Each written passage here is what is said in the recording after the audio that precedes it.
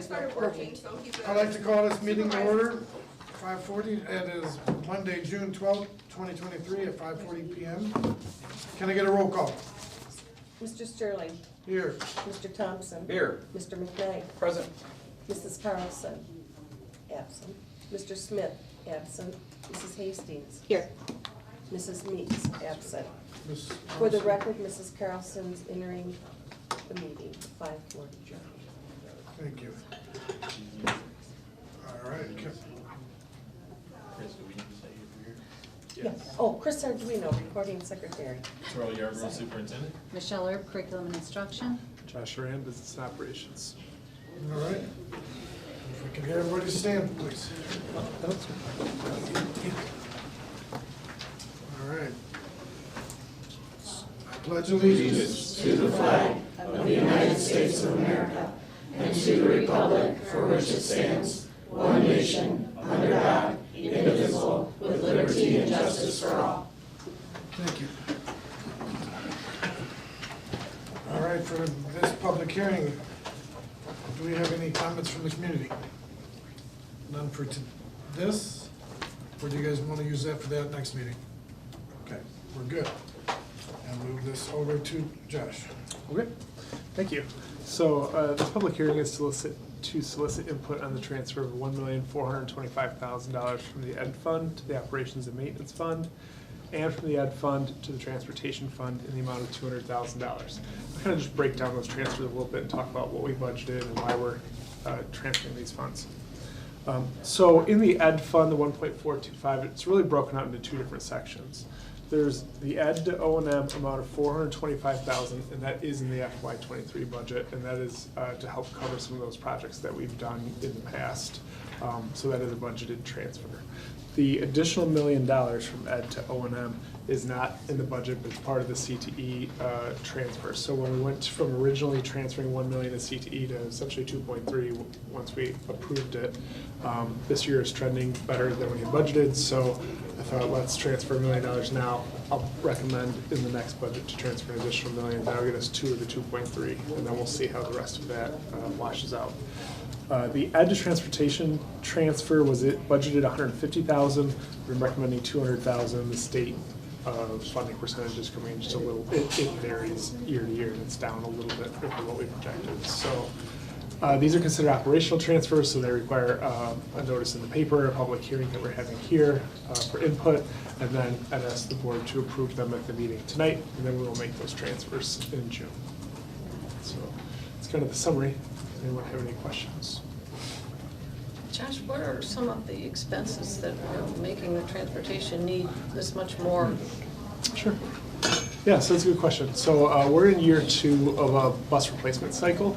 So we went from a 10-year cycle to a 5-year cycle, which actually creates more funds for us. So we're getting depreciation on all of the buses every year rather than half, and then the resale values are higher.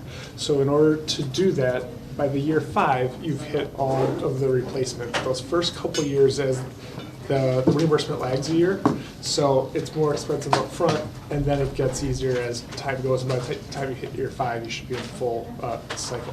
So last year, the reimbursement came in quite a bit higher, like $500,000 more than we had budgeted. So that was supposed to be a year that we had like a deficit, and it actually came in pretty close to balance. This year, the state was supposed to pay more. That percentage came down. When we look at the percentage of reimbursement from the state, it's a 4-year rolling average to account for ups and downs in that. But it is trending a little bit down. So the 150 was budgeted anyways, just as we ramp up to this replacement cycle. And so in looking at that, I'd put an extra 50,000 in there. Would it be possible? I'm not sure if any of the new board members have not seen that schedule already. It really helps to put everything in perspective when you see it. Bus schedule? Yeah, the bus schedule. The replacement cycle? Yes. Yeah, sure. I mean, I don't have it on me, but No, but I can get it. so much work has been put into that, and it's a great idea in my opinion, so sharing would be great. Yep. Any other questions? Do you have to ask the public questions or? Okay. No, I think we're good. Oh, yeah. I keep pushing if everyone hasn't seen it. How you doing, Larry? All right, are we on schedule, or is it we bumped this bus? Larry, you want to, Yes. do you have any comments or questions for Josh? No, I'm sorry, I'm late. Oh, you're good. I was taking a nap. It works. All right. Are there any questions or comments from the board or the community? Are there any questions, comments for the board or the community?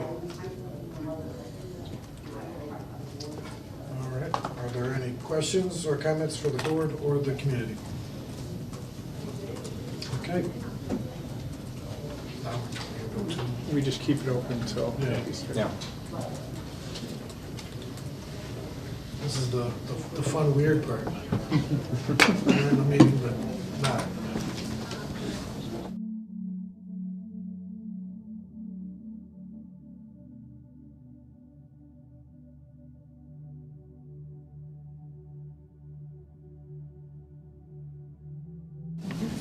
Any kind of story? Depends on me. It depends.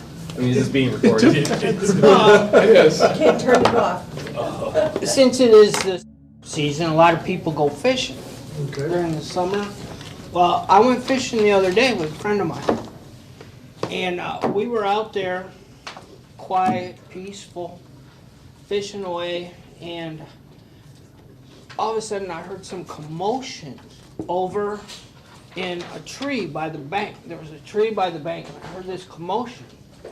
And so I look over there and there's a squirrel in a branch that's out over the water. And this squirrel is just contorting and messing around. And I see that squirrel was trying to get some nuts that were on a tree stump that was in the water. And he just couldn't figure out how to get it. It was getting close and it was getting close. Next thing I know, this squirrel jumps down onto that tree stump to get those nuts and then falls off the tree stump into the water. And we're like, whoa, do you see that? Then the biggest fish I ever saw, and I swear I've seen a lot of big fish, biggest fish I ever saw come up and just munch that squirrel. Ate the squirrel. Ate the squirrel. And my friend and I are just beside ourselves. We're mouth open, looking at where that fish just got that squirrel. And next thing you know, that squirrel comes up out of the water and puts the nuts back on the tree stump.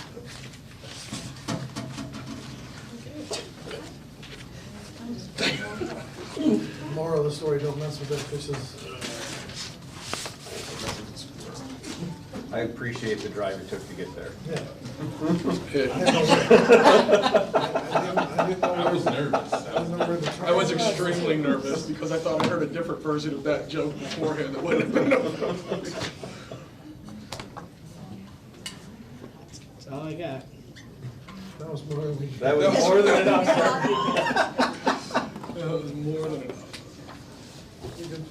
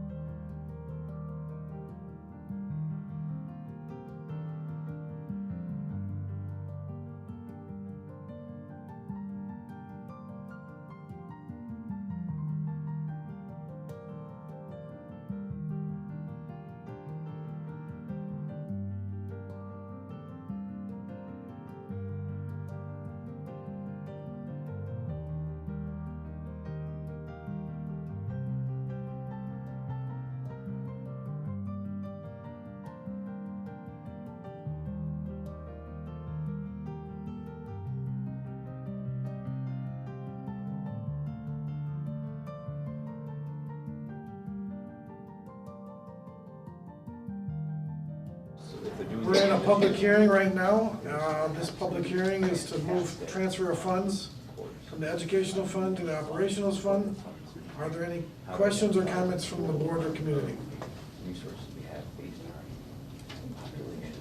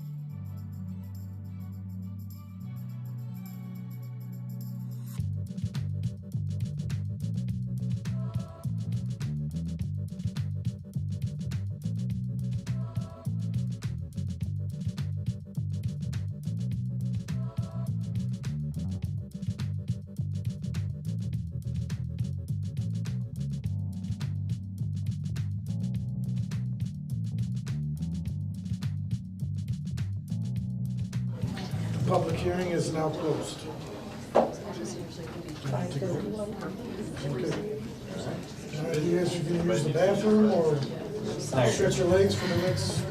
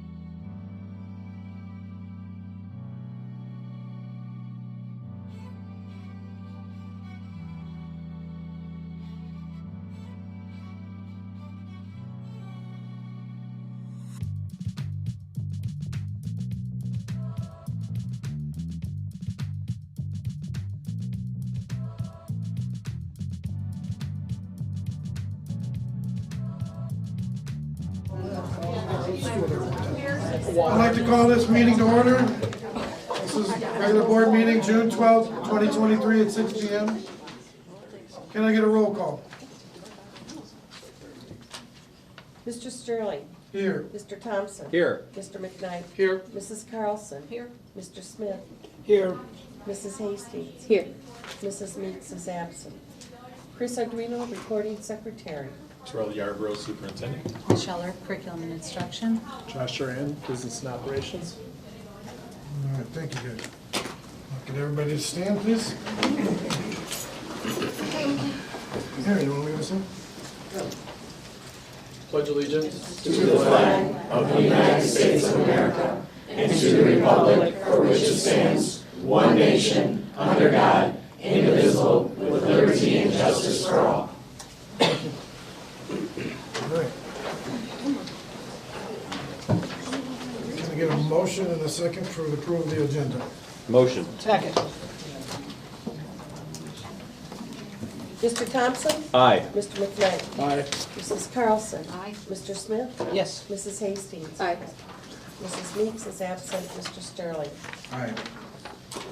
Dr. Yarbrough. All right, so as we do every meeting, the mission of the Harlem Consolidated School District as a vital part of the community is to help diverse learners realize their unlimited potential by providing an educational program dedicated to academic excellence and the development of a strong character in a safe and respectful learning environment.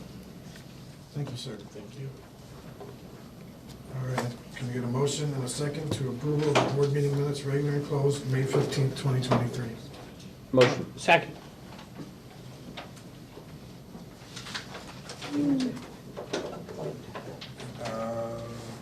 Oh, correct. Oh, yeah.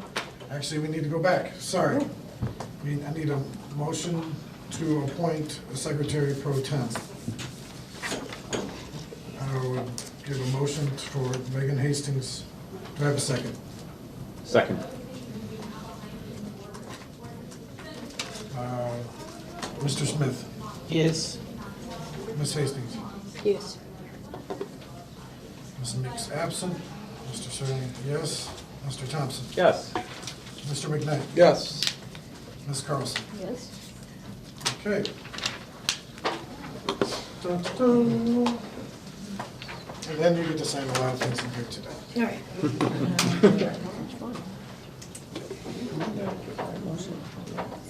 All right.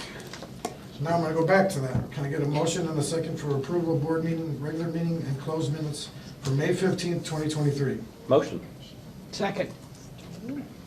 Ms. Hastings, yes. Ms. Meeks, absent. Mr. Sterling? Yes. Mr. Thompson? Aye. Mr. McKnight? Yes. Ms. Carlson? Yes. Mr. Smith? Yes. Okay. Turn it over to Jason Bloom. We were checking out Well, good evening, everyone. It is my pleasure this evening to introduce some awesome kids here from McChesney Elementary. Actually, stand in line in the face. We talked about it, and we didn't really rehearse this, so, all right, awesome. So we got some awesome kids here from McChesney Elementary and one of our great teachers to talk a little bit about a program that's been around since the 2014-15 school year, a really unique but awesome competition that our kids get to participate in each year. And so I'm going to turn it over. I'm going to introduce Miss Laura Collins. She is a teacher at McChesney Elementary School, and then we'll get to hear and meet the kids that are present today. These are our students that won the 2023 Battle of the Books competition, and so we're excited to recognize and honor these kids this evening. But before we do that, before we cheer for them and clap for them, I'm going to turn it over and let her talk a little bit about the program and what they've been doing for the last 9 years. Yeah. I'm Lauren Collin. I am the librarian at McChesney. I have been here for 10 years. And I brought Battle of the Books here from Woodstock, which is where I came from. So our first year was the 2014-2015 school year. I started with one school willing to participate with me, and it has grown to every elementary building participates. We all collaborate together to choose the books and to run the program. I had 8 teams this year, which is the most teams I've ever had. And this team, which is the Book Battlers, they competed against all of the other teams at McChesney to become the McChesney champion. And then they competed against all of the other elementary champions to become our district championship team. So, I'm going to ask each of them to introduce themselves to you. Jordan, you want to start? Hi, my name is Jordan. I'm in 4th grade and going into 5th. Hi, I'm Celine. I'm in 6th grade going into 7th. Hi, I'm Ariana and I'm going into 7th this year. Hi, my name is Violet and I'm in 4th grade and I'm going into 5th. Hi, my name is Adriana and I'm going into 5th grade next year. Well, we have to say big congratulations, but maybe can you, one of you, will you willing to talk a little bit about like maybe some of the books you read or how you got to disregard. I only asked them to say their name. I'm sorry. We should have done that beforehand. So maybe Ms. Collin would like to talk a little bit about that road to the championship. So there are 20 books that we as a librarian group, we choose every year. And the students read those 20 books. Now, as a team, they don't each have to read all 20 books, but they work collaboratively to make sure that at least 2 people read every book. And we choose books that are all sorts of books. We choose fiction and nonfiction. We choose books that are graphic novels, short books, long books.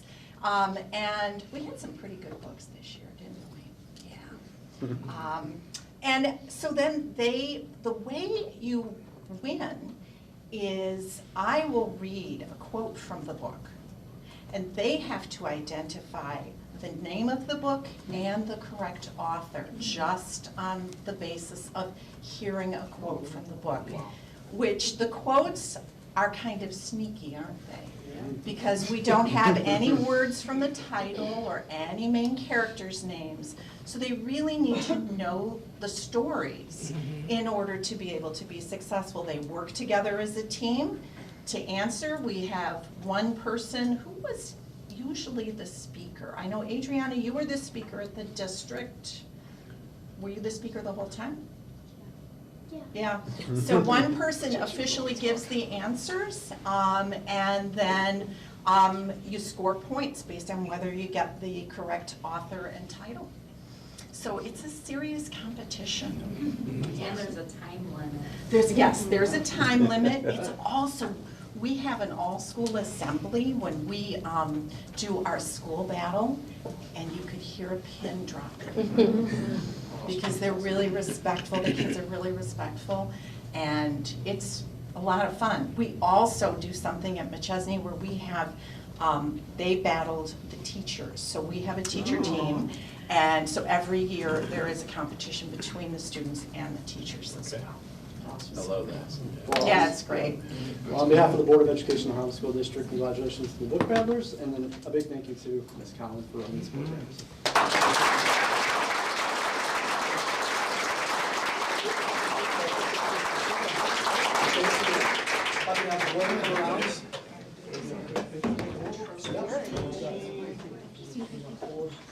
This is not as fancy as the trophy, but somebody want to hold this one? You got it, you want to hold the middle? All right. I'll get a couple of those and I'll get all the way to the families.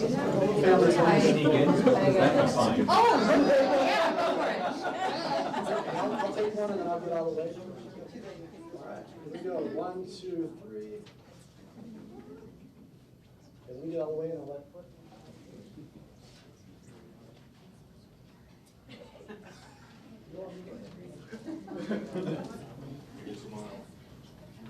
Smile, Jordan.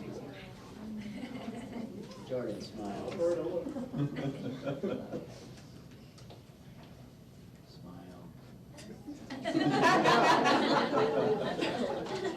Well, congratulations. Thank you.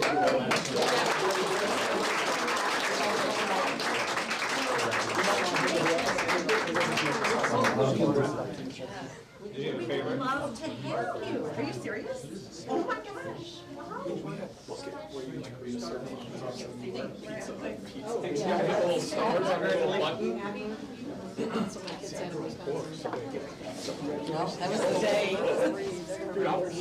Sorry, Kurt, I just went for the short part of the group. It's the only chance I get to be taller than anyone. It's gotta be my own gift.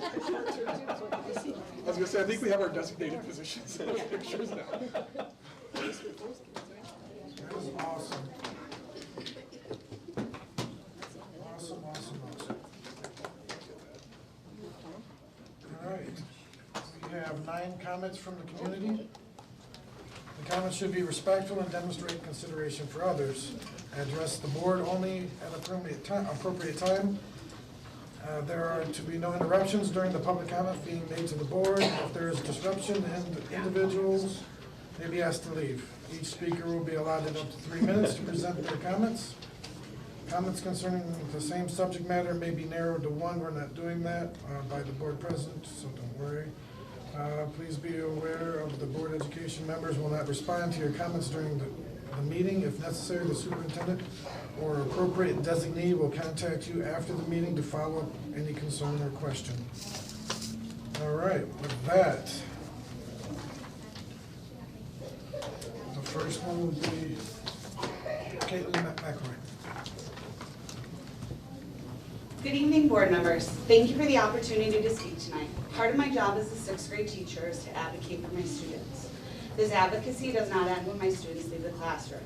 Just as I would advocate to meet their needs on academic issues, I am advocating to meet their needs tonight on social and emotional issues by suggesting that they stay in elementary school buildings. I will not disagree that by the end of the school year, many 6th graders are very similar to their 7th grade counterparts. However, the difference is at the beginning of the year. While the 6th grade students may have grown and developed physically, they have not necessarily developed emotionally and socially to match their middle school counterparts. This time in 6th grade allows them to begin to develop their own ideas while transitioning from an adult holding them accountable to learning to be accountable for themselves. As they grow, they have a relationship with a teacher who can act as the main contact for their parents, redirect the student, and keep them on track academically and behaviorally. Many of the referrals seen in 6th grade would still be present in the middle school. The building alone does not change the fact that their prefrontal cortexes are still developing and they will do impulsive, adolescent, foolish things no matter where they are. In my time in Harlem, we have always looked at what is best for our students. We do not look at them as data points or numbers on a piece of paper. And we should not look at them as dollar signs in a line item budget. They are unique individuals who have different needs, and it is not possible to meet those needs if there are 35 of them in a classroom for 45 minutes with one teacher. This does not set them up for success. While many of our neighboring districts may have the same configuration at their middle schools, I would ask you, the board, would you like to trade graduation rates as opposed to ours? I've been on both sides of this argument. I've taught 5th graders that go to middle school, and I've taught 6th graders that we keep out of middle school to allow them a little more time to grow and mature. I would choose our current system every time. I can say without a doubt that the most demoralizing feeling as a teacher is sending your students off into a situation you know they are not prepared for. That's what sending 5th graders into middle school is, throwing them in the deep end and hoping they can swim. We do not have to consign our students to this fate. This proposal does not meet the developmental needs of our students currently, and I ask you to vote no at this time. Thank you.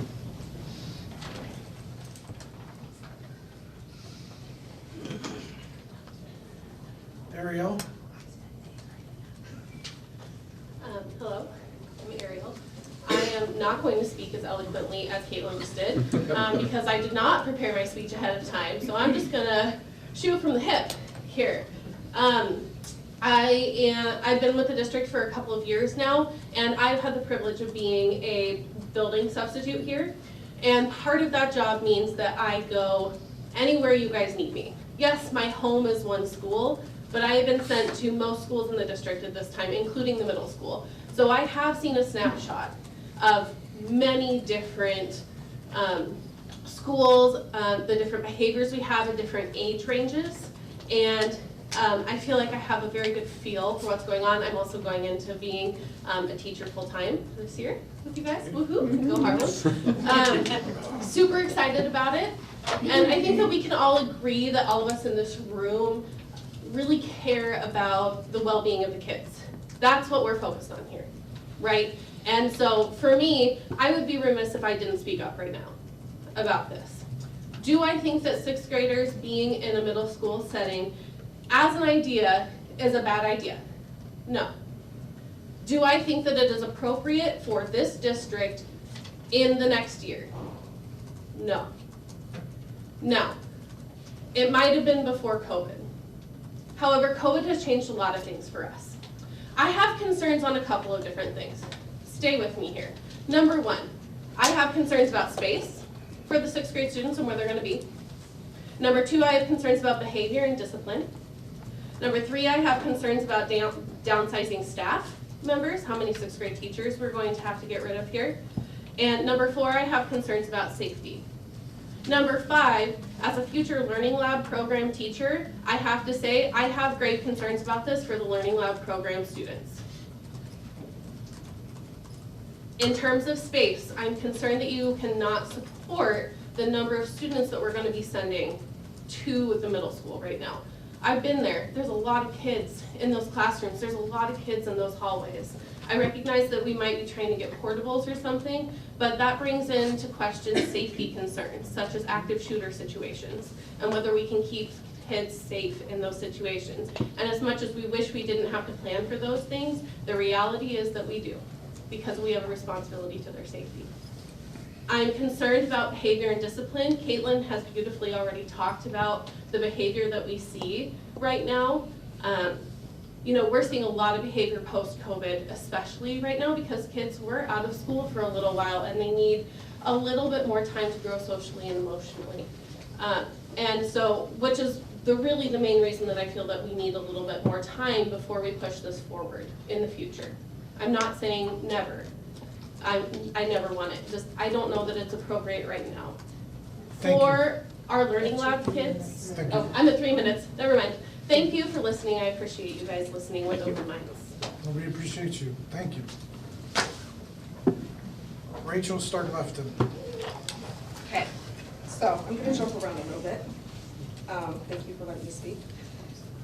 Let's see, where do I want to start? Some people have already touched on some things. So, I moved to the Harlem School District about 18 years ago.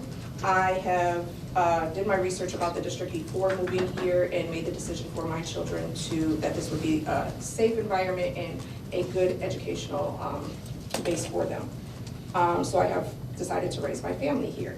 This directly affects me as a parent in my home. As for the year that you guys are voting, I will have a 5th grader going into 6th grade that year. My concern, I'm gonna be a little more raw than some people. One thing that was one of my favorites about the district, so I have worked in the district, I've volunteered in the district since the beginning, so I'm a little bit of everywhere. I liked that, you know, pre-K and kindergarten was in school together, 1st through 3rd, if you go to McChesney Elementary, 4th through 6th, then there was a 9th grade campus in 10th through 12th, because I felt that was age appropriate. At this time, do I think that voting for 5th graders going to 6th grade? Absolutely not. Not until there can be some grip on behavior over at the middle school. I've seen firsthand the fighting. There is vaping, there is smoking, there are sexual activities going on inside of the middle school. And first, we need to get a grip on that before we're talking about adding children who are at a vulnerable age, intellectually, educationally. They need to be able to grip that first. It is theoretically proven that kids are not able to socially intermix and make decisions for themselves until the end of their 6th grade year. They are not able to work independently, fully to the ability until the end of their 6th grade year, and so putting them into a middle school, I feel at that time with older kids that have a lot of influence over them, just is not that right time at this time. You know, it's up to us as parents, and I think as educators to kind of protect the innocence of our children. And so at that time, I don't feel like that this would be protecting the innocence of our children. So I would hope that you take all of those things into consideration and kind of look at what could be some things that we can do behaviorally to kind of get things under grips. Thank you. Thank you.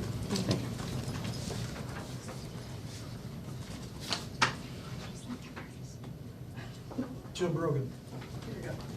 Okay, I wanted to speak tonight against moving the sixth grade to the middle school. Just last year, we had students stabbing each other with pencils, on top of all the fights. I see you want to, again, utilize the portables that were previously removed. Is adding another camera out there and a supervisory aid going to prevent a school shooting or a kidnapping for those students that are leaving the building? What is the response time to if a fight happens in the portable? Are those doors locked, so then they're gonna have to worry about getting keys and getting in if there's a fight? What will you do with those students during a tornado warning? Those portables aren't safe for tornadoes. They're not gonna be safe in there, so you're gonna move them into the main building? Well, if you can move them into the main building, they don't need to be utilized. Those portables don't need to be utilized. The fact that you have to use the portables to move the sixth graders at the middle school shows that the middle school is not big enough. And when you look at the data, Harlem Middle School, which has 2 grades currently, Harlem High School has 4. Harlem Middle School had 11 less referrals, 56 more in-school suspensions, 47 more out-of-school suspensions, 21 more detentions, and 2 less referrals to juvenile authority, and 1 more CPA than the high school. Something is going on with the 7th and 8th graders. It's not time to move 6th grade into that. These are all quarter 4 data for the education committee tomorrow. Thank you. Thank you. Sue Brogan. Thank you. Thank you for listening to us tonight. I agree with 99.9% of the points made here tonight. One thing I want you to think about is moving the 6th grade to the middle school is a great plan, just not the current middle school. It's too small for the number of students that we have.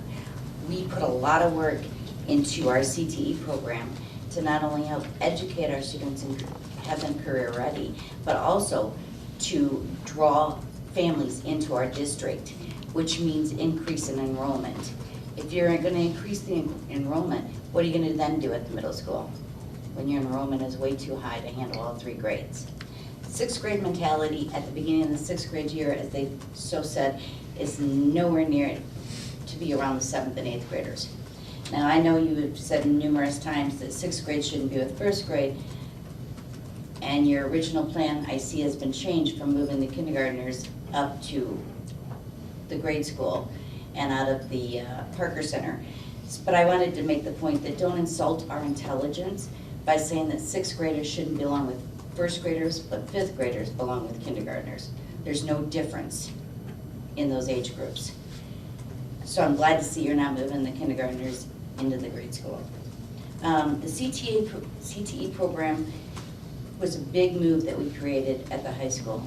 And again, it's great, and I think it will do improvement in our enrollment. Will we really be providing students and teachers with a safe, non-threatening environment to learn or a staff to work? We're not doing that now. How are we gonna do it? Adding another grade level in there. Look at your discipline at the education meeting tomorrow night.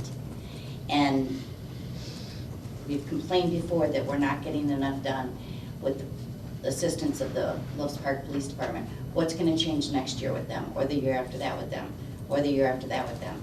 I see there's on the agenda tonight to renew their contract. Are we gonna start getting them to press charges on our students that are misbehaving like that? That's gotta come first before we think about moving young ones up where they don't belong yet. Thank you. Thank you.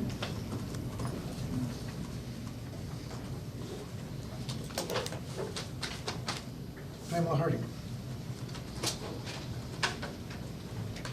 First of all, thank you for allowing me to speak to you all freely tonight. I want to commend you, Larry Smith, for you repeatedly have spoken time and time again regarding the bullying issues going on in this district, so thank you. I've been notified because of running for the board by not only parents and students regarding bullying, but also by some staff who want to remain anonymous. Being bullied not only by the students, but by other staff members. When they came forward with their complaints, when reported to the admins, some were told to stand down in their efforts. while trying to keep control in their classes and buses. The matters were told they were being handled when in fact nothing changed. They are fearful of losing their jobs if they go any further reporting this, which is unacceptable. The bullying issue has got to be addressed, even with the adults employed in this district. I believe that Aaron spoke at the last meeting regarding the policing issue, having one police department overseeing all the schools. The ability to have one agency on the same page regarding set rules in the school policy and procedures, with follow-through being consistent at all levels, will help to bring stability and safety for the children and staff into the schools and transportation. Having police present at all of the schools would bring peace of mind to all who are concerned, both inside the schools and the parents putting their children into the care of the staff when they drop them off. This would be wise use of our taxpayer dollars at work for the sake of our children. The issue needs to be addressed immediately, especially before making any decisions of combining 6th, 7th, and 8th grades. And the parents and community need to be made, aware of your decisions. I want to make everyone aware that there is a meeting tomorrow night here regarding bullying called the Education Committee meeting, where this is going to be further discussed for those who want to be involved. Thank you. Thank you.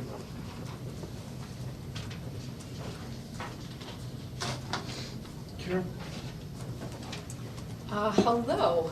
For those of you that do not know me, my name is Kira Noonan. I teach at the high school. I'm one of the teachers kind of working with the Harlem Documentary Project, formerly the Harlem Veteran Project. And I just wanted to give you an update and just a big thank you for all that came out and supported the showcase. The kids were so excited and so just hyped to see, you know, their whole year's worth of work on display and well received. So I really appreciate the support from board members, from administrators, from staff that came out to support that. I did want to also give a little update, just a couple of facts, and I wrote them down just because I didn't want to mess it up. So out of the 10, well, we have a YouTube channel that we post all of the documentaries on. The vast majority of all the documentaries that have ever been completed are on there.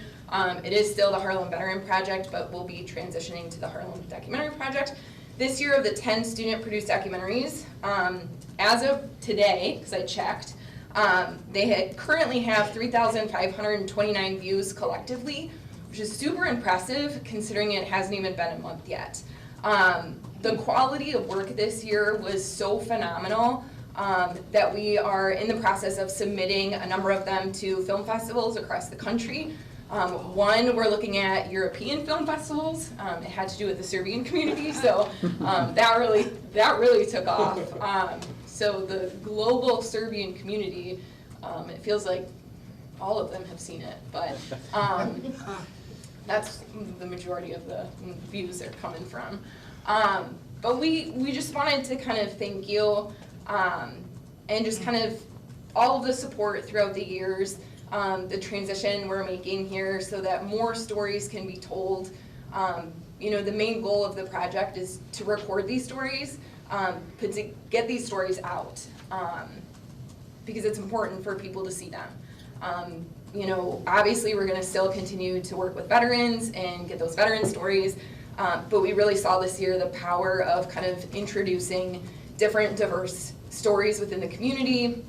And I think that's really kind of changed the dynamic for students who maybe weren't, you know, didn't kind of want to fit into just the veteran aspect, but, you know, were really passionate about something else, you know, Serbian immigrants, that gave them a voice and a chance to do that. And so just giving them this kind of beyond school experience has been really, really awesome. So I just quickly wanted to say thanks on behalf of the students and you know, myself and Mr. Saney as well. So thank you. Thank you. Thank you.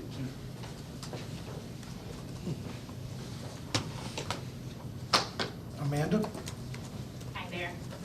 So my name is Amanda Kaczynski, and I'm a 6th grade teacher, as well as a mom to 2 future Huskies. And I'm here today to express my concerns about the proposed plan to move 6th grade to the middle school. First, I'd like to echo all of the thoughts that were kind of brought up today. I don't want to really drive those in over and over again, but it's, everything that's been said tonight is a huge concern. But the main concern that I'm talking about tonight is that I just don't believe that this plan has been brought to the community as it should have been. I feel like it's been a bit rushed, and it doesn't provide enough time for any of the stakeholders to truly understand and weigh in on this decision. I only found out due to the fact that my coworkers read the board committee, the board agenda religiously, which I feel like that isn't the average stakeholder. And both me and my husband, I came from Harlem, so I did 6th grade in Harlem a billion years ago. And my husband came from Bartlett, and he did 6th grade in the elementary as well. And we both really valued that. That was something that we discussed when looking for a house. We were kind of bouncing back between those two districts. We were looking at other areas, and I really fought for Harlem because I knew that I had a really quality education, that I felt safe, that when I was a young adult that I felt safe, and that's what I want for my children, especially nowadays, when safety in schools is such a huge concern that I think 6th grade should be in that elementary setting. It's more, it feels more safe to me. They're a little bit more contained. There's one teacher that's responsible for them. They're in a smaller class size. That's important to me. And it was very important to us when we decided to buy our house in the Harlem district. This is a huge, I don't want to say slap in the face, that's aggressive, but around that of just finding out that it could be changed just like that.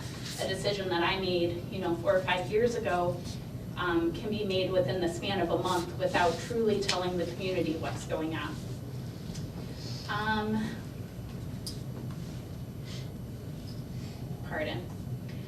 The other concern that I have is that class size. The class size, it clearly stated, is going to go up once they move into the middle school. So if 6th grade is brought to the middle school, they're going to be in that larger class size. It doesn't take, being an educator to understand that that quality of education isn't going to be to that same high standard. When you think about contact time with the teacher, the smaller the class is, the more time they get with that one person. So that was also a huge part of why I'm not quite sold on the idea yet. And I would really like more information to be brought to the community. And I really do believe that us as stakeholders, we need to be not only informed of the thoughts, of the information in a broader, bring it to the daylight. Pardon, thank you. Oh, you're good. Kristen? Hi, I'm Kristen Belton. I've been a 6th grade teacher in Harlem for just finished my 26th year. Of those 26 years, 23 have been in 6th grade. I spent some time in gen ed, and then the last 19 years have been with the ALP program. I have concerns about rushing into this, I guess is my main concern. I would like I understand that it might, from what I read from the proposal, that it would alleviate some congestion at the elementary buildings, and I respect that. I understand that behaviors of the 6th grade, maybe not being around the younger students might help. That was another thing, and then providing the opportunities for this age level with the curricular things that are available at the middle school as well as the after-school activities. I would just ask that maybe we take a pause back and a step back and see if we can think about this. If we do vote to bring the 6th graders to the middle school, can we look at maybe small steps, like maybe keep them self-contained? Or maybe they only switch 3 times a day as opposed to 7 times a day, because I do feel like it's really important for a 6th grader to develop a relationship with a teacher. It's important for all levels. But I feel like the middle school concept or structure was developed around a time when content was more important. Not that it isn't important now, but the idea is around that the specialist in science can teach the student the science material. The specialist in social studies can teach the student the social studies. But in this day and age, it's so different because content is at their fingertips. It is equally, if not more important now, for a teacher to develop a relationship with the child. I know this from 26 years of experience. I've had years where I did not have as much connection with students, like during COVID when we had to keep the barriers up, and the students were not as happy in my classroom. The students were, they did not perform as well, they did not learn as much. And so other years when I've been able to make those connections with them and show them the support that they need and deal with their social emotional issues and all the changes that come for a sixth grader, it makes a world of difference on how they learn and how they perform and how they feel about school. So I would ask us to just take a step back and maybe think outside of the box on how we could bring the sixth graders to the middle school if that is a necessity and that's the best thing for everyone. My second point is I need to speak up for the ALP program because I worry that that has not been addressed enough in terms of right now, currently our program is only 4th, 5th, and 6th grade. And so if you move the 6th graders to the middle school, we only have 2 years that we're servicing these kids, and these kids really need services. A lot of times they're picking up very quickly on content, that is their strength, but they lack social emotional skills, they lack executive functioning skills. I spend a lot of time with my students.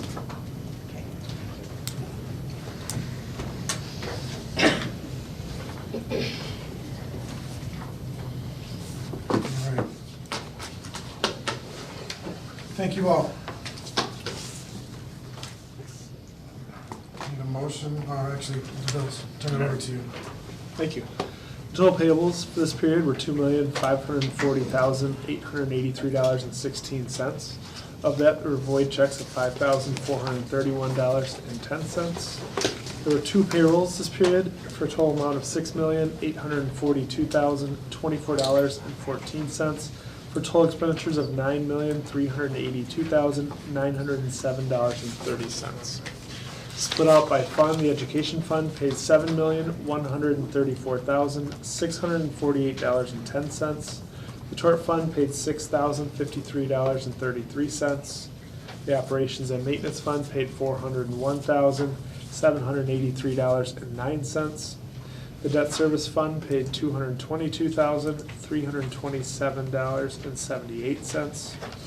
The transportation fund paid $411,244.65. The IMRF Social Security Fund paid $237,419.92. The Capital Projects Fund paid $959,330.43. And the Life Safety Fund paid $10,100 even. Again, for total expenditures of $9,382,907.30. Are there any unanswered bill questions? Motion to approve the bills? Motion. Second. Ms. Meeks, absent. Mr. Sterling? Aye. Mr. Thompson? Aye. Mr. McKnight? Aye. Ms. Carlson? Aye. Mr. Smith? Yes. Ms. Hastings, aye. All right. Thank you, everyone. First, I thought that, I liked the book, yeah, the Battle of the Books. That was interesting. And bring it from another school and see the proliferation between all the schools and the way it's building. That's awesome. I think you should join next year. Yeah, all right. Me versus you. Challenge accepted. The books are out there, only 20 books. Yeah. You Get join board with the rest. Our next regular board meeting will be July 17th at 6 p.m. Our next policy committee meeting will be June 20th at 6 p.m. I'd also like to say thank you to the community and all our members that came out to speak. Questions that you bring up are valid. The comments and concerns you bring up are heard.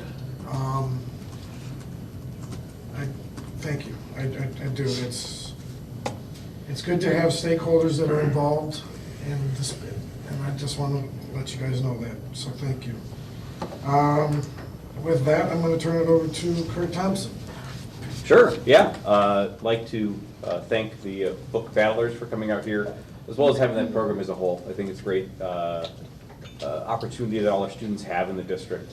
And I like that it keeps growing, and it's almost the entire district now for that. So also, way to go, Violet.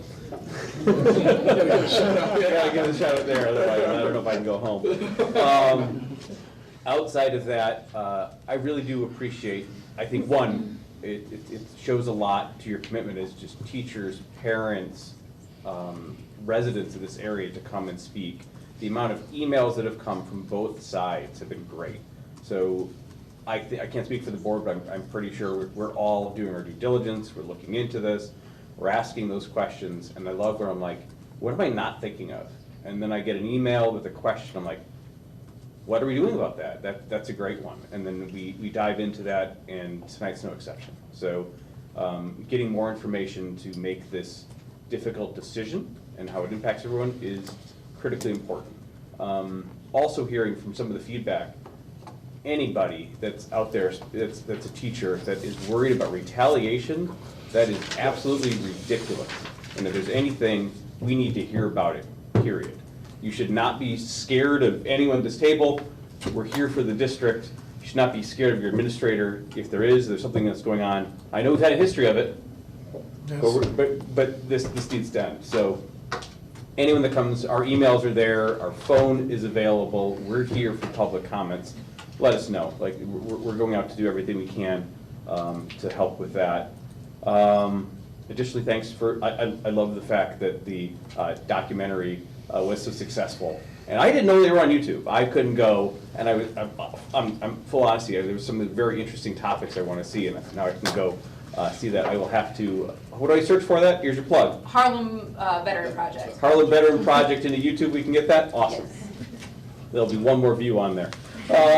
So that's fantastic. I can't wait to see and hopefully be in person next year for those and get a few more views here tonight.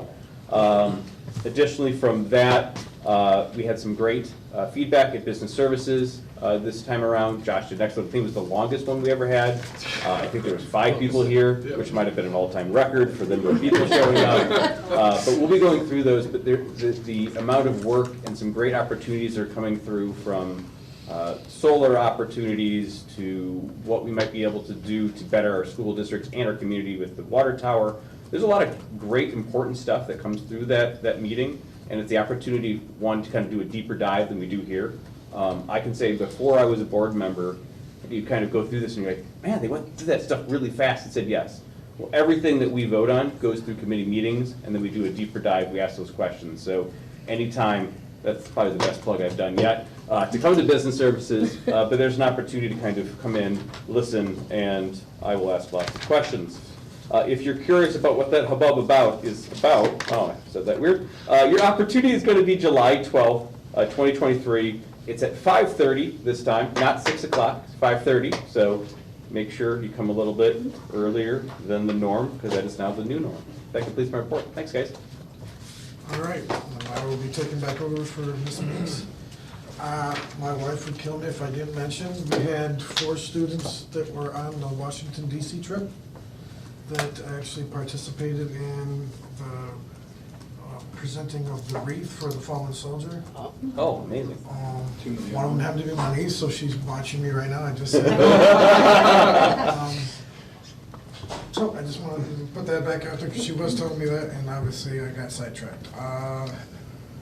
The next Equity and Social Justice meeting will be July 27th, 2023 at 4:30 p.m. HHS Room W145. Mr. Smith. Thank you very much.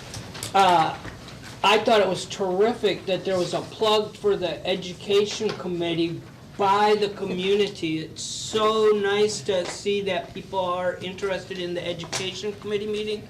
A lot of terrific things, and it's the Business Services Committee meeting. All the committees of the board are really, they're representative of how the democratic process should work and does work, and it makes you proud to be part of this district because of the way that things do flow in a decent order. So you have an opportunity to come to that Education Committee tomorrow, June 13th at 6 o'clock. So please come to the Education Committee. It will be the last one for this school year. So it kind of wraps up this school year, and it will be very exciting. Thank you so much. All of the comments from the community, it is greatly appreciated that people come out, and like Mr. Thompson said, every time I hear something that the community members are thinking of, yeah, it makes me think, oh, yeah, I gotta think of those kinds of things too. And while we're pouring over all this information that's coming in so that I can be as informed as possible. So thank you very much for the comments from the community, and thank you for the documentaries. They were just wonderful. Thank you so much. Do we make money off of those? We do not. I was looking for a way to spend. We do not make money off of other people's stories. All right. Well, anyway, just thinking. There will be, I've requested that a flag policy be put on the policy committee agenda. I had forwarded to Mr. Sterling a policy. I didn't make it up, I didn't write it. I just looked to see what other districts were doing, and I found one that kind of met what I had in my mind as a criteria for a policy, because we don't have one. And so when the discussion comes up, when you don't have a policy in place, there's nothing to really hang your hat on or have any traction with. So I just think it is very appropriate that we do look at a policy for that. So I believe that will be on the agenda for the policy committee meeting, and so very excited to see how that rolls out. All right, that'll be June 20th. And I think that it would be very appropriate if we hung a peace sign flag on every flagpole, not just at the schools, but at our homes. I think that it is so important that every one of us need to be talking to the young people in this community or in anywhere that we come across them, and let them know it is not okay to hurt other people. We need to be sending that message, because if we don't tell these young people and just be very specific about how their actions hurt others, how their actions hurt themselves, and how their actions hurt our community and our country, we're not doing our job. We have to send that message clearly all the time and have those conversations that it is not okay to hurt others. Can we put that on a flag? What I just said? That'd be a big flag. Yeah. Be a big flag. Small font. That'd be a big flag. And that's all that I have. Thank you. Thank you. Aaron McKnight. First of all, the book battle, this was my first time hearing of it, and that is absolutely phenomenal. Like, I'm old, we had Book It, and I grew up not very affluent, and we literally got like little stickers on a button, and we'd get free pizza, and when you weren't very affluent, getting free Pizza Hut pizza was phenomenal. So I love that there's something like that. The Harlem Vet Project, or the documentary project, I was really sad that I couldn't make it. I had a prior commitment, but at one point in time, it does mean a lot to me, because at one point in time they interviewed my grandfather. He was actually the oldest living World War II vet in Winnebago County. But unfortunately, they got to him. Unfortunately, it was too late in his life. That it was very. You couldn't understand him very much. I do still have the DVD at home. I have yet to watch it, and this has been like 8 years ago. So, that's awesome that they're spanning out just from the vet project. I also want to take a minute to say, I think all of us has communicated about this whole 6th grade, moving them into the middle school, and the pros and the cons of it. And there are amazing, I'm not going to say arguments for and against, but there's a lot of information for and against this. And I will let you know that I have done as much due diligence as I possibly could, and thought through things, and whether we're going to agree on what I vote for or not, I can appreciate that I'm truly looking for our district and our students' well-being in mind. And it's strange that we have to put so much trust in a few people, but just be known that we are looking into every single email. We've sent emails to each other, we've sent emails for and against, so. But thank you guys for voicing it. I have some more questions on things too based off of your comments, so thank you for that. And I'm done. All right. And that would be Rebecca Carlson. I want to say thank you to all of our community members. I know a lot of them have talked to me personally. I've had Board of Education emails as well as personal emails, both on my own emails at home, and I am just thrilled to know that you care about the sixth graders. I specifically care about the sixth graders as well. I worked at the McChesney School with the advanced learners and with the fine arts learners, and it's a very special program. I hate to see that disappear when they go to, if and when they go to middle school.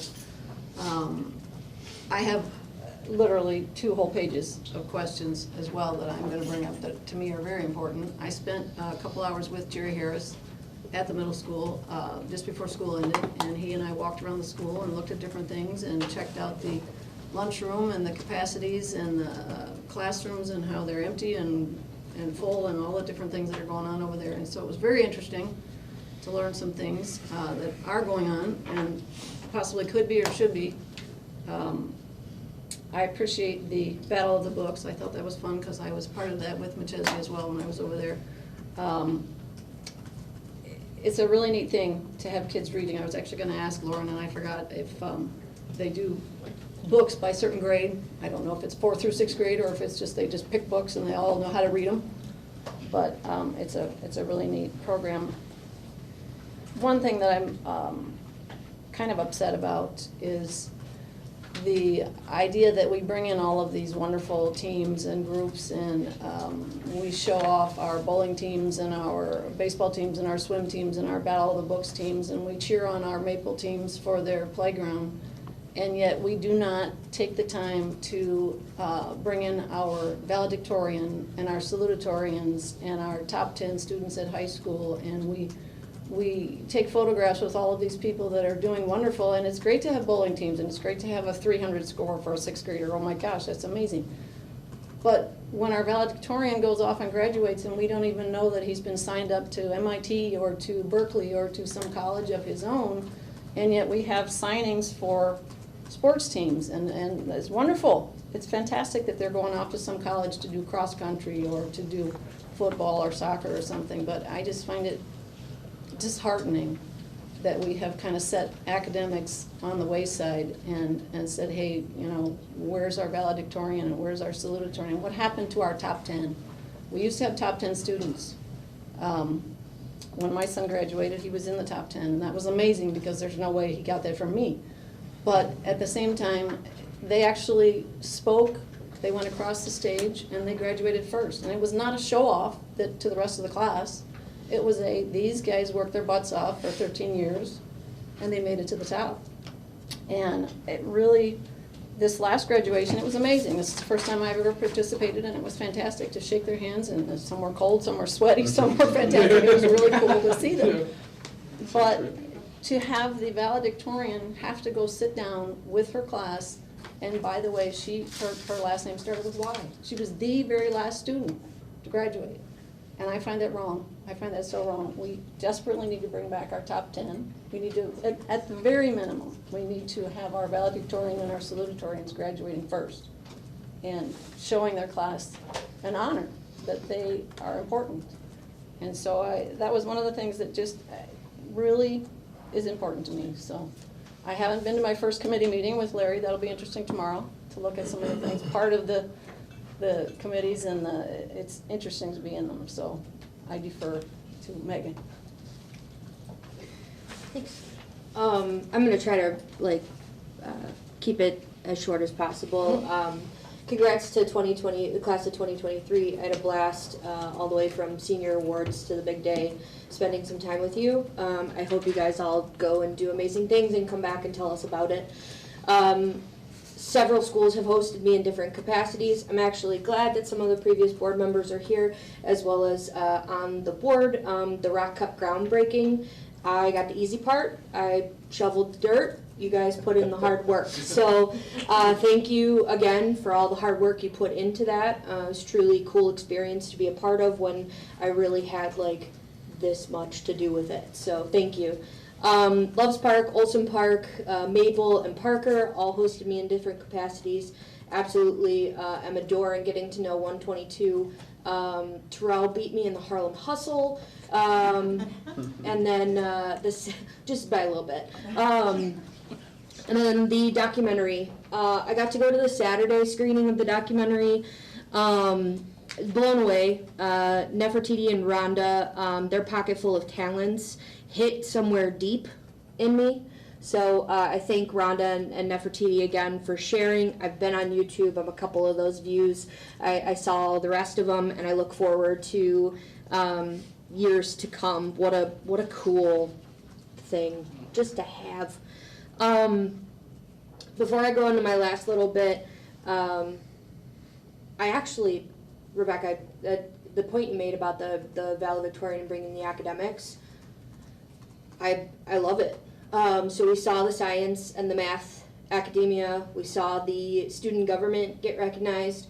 I would love to see more diversity amongst our record. I want to know it all, you know, and I'm sure nobody here would disagree that I would stay here for an extra 30, 40 minutes if we got to see everything that was going on. So thank you for bringing that to my attention.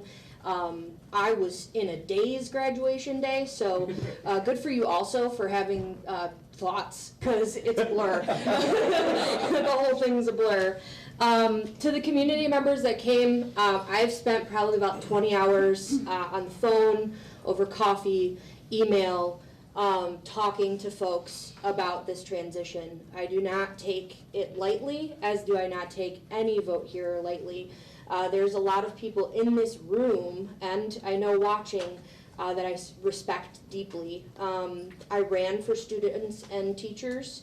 I also ran for equity, and equity, I really had to look at equity during this whole situation as well.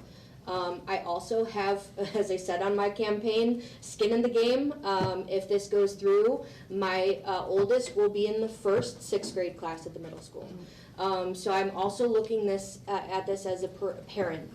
My youngest just accepted her place in ALP, so this will also impact her. So this is not, you know, a light decision.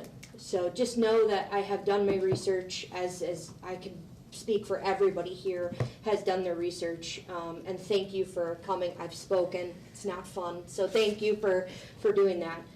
Lastly, and then I will wrap up. So sorry, guys. I want to acknowledge Pride Month, our LGBTQ students, staff, and parents. I see you and I celebrate you. In a landscape where queer and trans youth are facing opposition daily just for existing, I feel it absolutely necessary to show an outpouring of support for our LGBTQ students in Harlem. Allyship, affirmative care, and support are life-saving actions. Harlem, one of the reasons I chose this district, has long been a safe space, revolutionary really in our policies for LGBTQ plus staff and students, and I want to pledge my support as a board member to upholding that. I see you. I celebrate you. That's it. Thank you. Taking over, Dr. Thank you. So I did put a travel that I received today at each of your seats. The first two that are attached to our agenda were the two that I had emailed you previously. We were fortunate to have middle school and high school students qualify for the state track meet, and those occurred, and I informed you ahead of time. This one that I put at your seat is for from July 18th through the 21st. The volleyball team is going to a camp at Central Michigan, so it will. They don't have a lot of time up there. They'll drive up, they have their camp, and drive back. So I'm going to ask for board approval on those. Thank you. My next item, before we go into that, one of the things in education, we use a ton of acronyms. And so if you take one, pass it on, please. I tried to keep this up to date. Last year, after I handed this out, the very next meeting, I think it may have been Kurt that noticed that the acronym we used was not on the sheet. So I do try to keep this up to date. Something that a couple months ago, we had Erin Anderson come and talk about our early childhood program. We have a PI program, which is for prenatal through age of 3. And then we have our preschool for all, which is ages 3 through 5. And so we explain those programs, if they're grant funded, etc. I hope to continue to do this throughout the year because I think it's great for all of you to know what is occurring with some of our academic programs. Tonight, Casey Kaczynski, who is the principal at Windsor, and she has some friends with her, is going to talk about STP. STP is on the sheet for Structured Teaching Program. So I am going to turn it over to them so you can learn about our Structured Teaching Program. Hi, everybody. Hello. Thanks for having us. My name is Casey Kaczynski. I'm the principal at Windsor Elementary School. And I brought 2 phenomenal teachers at Windsor that are part of our structured teaching program. I'm going to go over here so that you guys have plenty of room. I will let them introduce themselves. If you want. I'm Alexa Boyce. I teach the mostly first, sometimes second grade structured teaching program. And I'm Brittany Hensley. I am one of the social workers at Windsor, and I primarily work with the structured teaching program. So you might be asking yourself, what is STP? So we wanted to give you a brief explanation of it. STP stands for Structured Teaching Program, and this program is primarily designed for students who are on the autism spectrum or for students who demonstrate a very high need of structure. It really stresses the development of independence through academics, communication, social and independent leisure, and then functional skills. And in Harlem, our STP program runs from early childhood, so they have a classroom of EC and a classroom at kindergarten, and then Windsor houses 1st through 6th grade structured teaching, and then it continues on up into HMS and HHS. So it also continues post 12th grade as well. I believe the program started about 7 or 8 years ago in Harlem when it kind of branched off from the life skills program that is currently housed at Loves Park.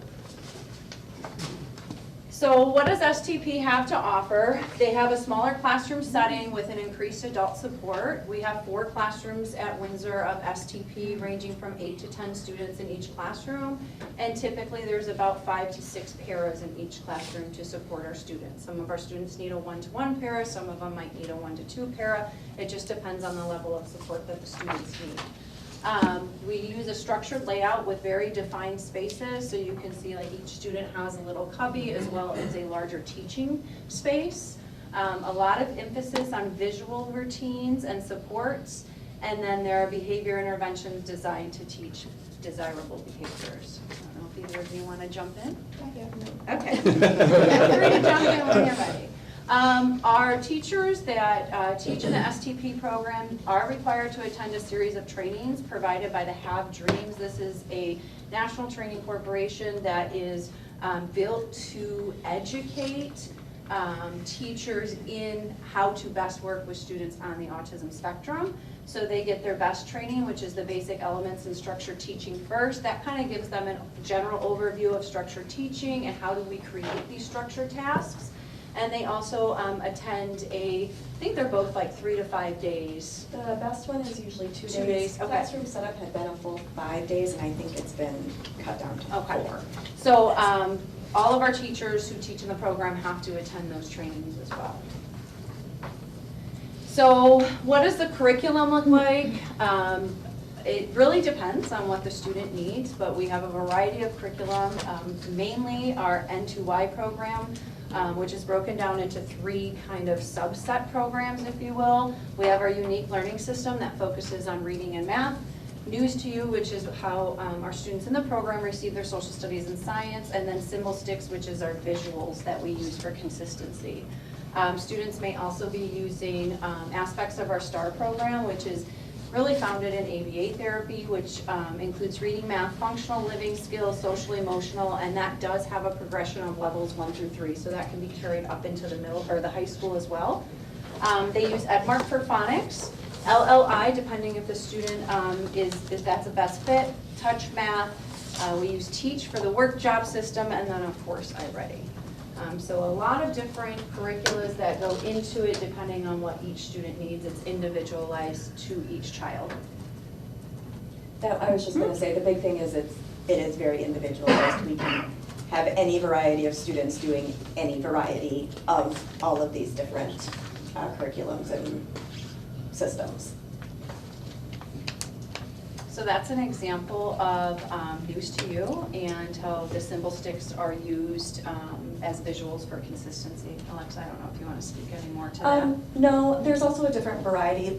Like the News to You curriculum, it can be done one-on-one. It can be pushed out to Chromebooks with our one-to-one technology as well. There's also some varying different ways of presenting the materials to students based on their individual needs as well.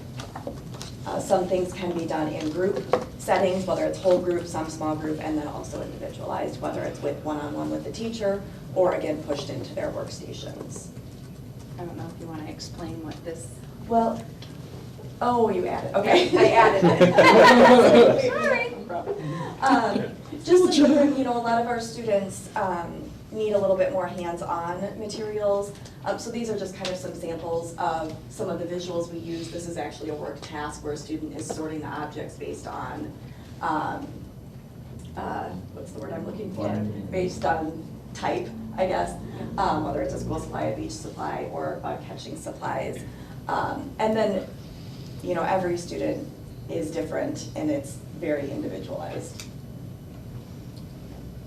So when we talk about schedules, it's important to think about student schedules, but also teacher and para schedules. Because this is a highly structured environment, they literally get down to like every 5 minutes in the way that students move throughout their day and the way that the paras or the teachers interact with students. So there's a variety of students or schedules that students might use. You might have an object schedule, a strip schedule with icons, a clipboard. You might have a written with an icon or just a written, and that just shows the different levels of support that students might need.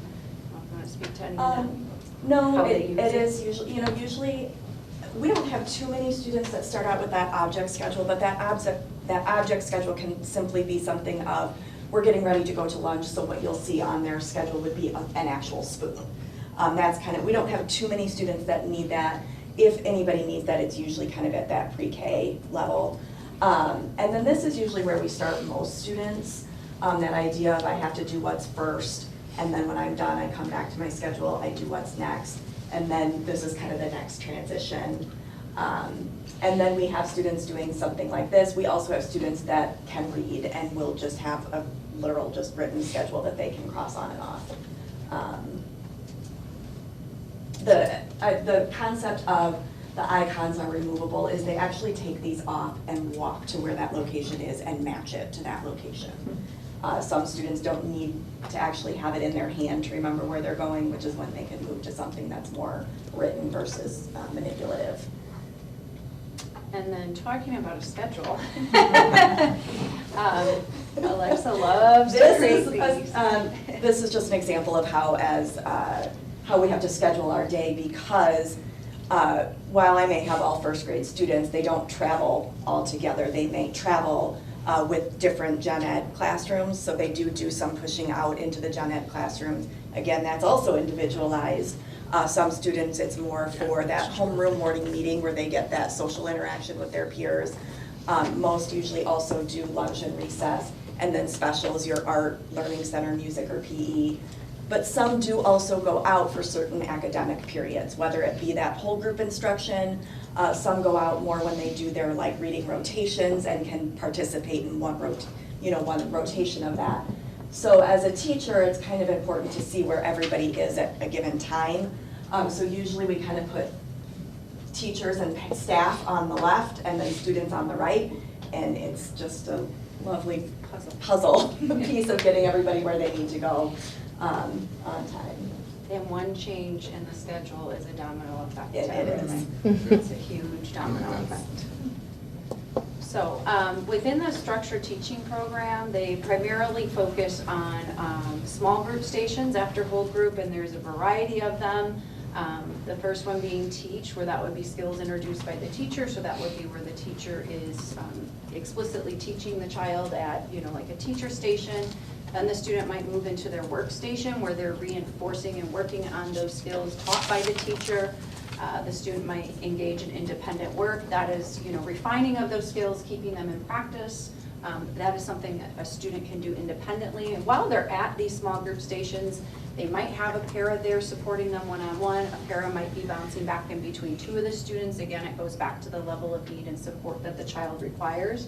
A lot of fine motor going on with cutting, tracing, writing, and grasping. Most of our students in STP often have occupational therapy minutes that they need to receive. Game, because we're really working on social aspects, taking turns, interacting with peers. A lot of students on the autism spectrum don't often pick up on social cues like neurotypical people do. So it is important that they have those opportunities to really learn how to read facial expressions, take turns, and do those social activities. Arts and craft, because we're working on creativity, following directions, and again, implementing that fine motor that they could have worked on in the station or with the occupational therapist. Obviously, computer, we want to teach those technology skills and making sure they're completing those tasks. Social, Brittany, I don't know if you want to speak to that as our social worker at all. I know that you push into a lot of the rotations and what you might do with some students. So prior to COVID, a lot of the students that I saw would actually come out with me to my office. And since then, we have found that it's actually a good use of time to just push into the classrooms. So I have the flexibility to be able to fit into those 20-minute rotations in the schedules. And I am able to work with the students at their individual workstations. We've also been able to collaborate with our speech language people so that we can do a speech, social work, social skills group in each of the rooms. And then it's kind of, everybody is kind of working on the same things for different students. Communication, I do think it's important to note that not all of our communication is verbal with our students. So it is, some of our students use communication devices, so we're kind of building that and explicitly teaching how to communicate one's needs, commenting on a variety of different things and using a variety of different tools. Sensory motor, where we're able to provide sensory movement and kinesthetics, developmental play at the EC&K, where there's opportunities to engage in that developmentally appropriate play. And then they also have a station of structured play. So how do I play with toys appropriately? So again, some of tasks that we might take for granted as being very natural to us really needs to be explicitly taught, reinforced multiple times to a student who is on the autism spectrum. And we use the work job system. What it is it's a visual representation of tasks to complete. So just as you saw a student's schedule, once they take that and they go to one of their stations that they need to work at. So for example, this is the play station. They would have to complete a number of their tasks, whether it's 2 tasks, 3 tasks, 4 tasks, whatever they're working on before they're allowed to move to choice. And so the visual representation helps the student to stay on track, focused, and remember what steps they need to complete. It's still very structured while they're in that workstation, working maybe independently or with the support of their para, and then again, the opportunity for choice once their work is completed. And that's kind of that work break system of if I do my work, then I get to do something fun. And that's how we can kind of keep kids working through different stations. So right now, we'd like to show you a video to give you a clearer picture of how that might look. I will fight for you. I always do until my heart is black and blue. And I will stay with you. We'll make it to the other side like lovers do. I'll reach my hands out in the dark and wait for yours to. In until I can wait for you. I'll wait for you. 'Cause I'm not giving up. I'm not giving up, no, not yet. Even when I'm down to my last breath. Even when they say there's nothing left. So don't give up on. I'm not giving up. I'm not giving up, no, not me. Even when nobody else believes. I'm not going down that easily. So don't give up on me. Now we'll I'll hold on to you. No matter what this world will throw, it won't shake me loose. I'll reach my hands out in the dark and wait for yours to, until I can wait for you. I'll wait for you.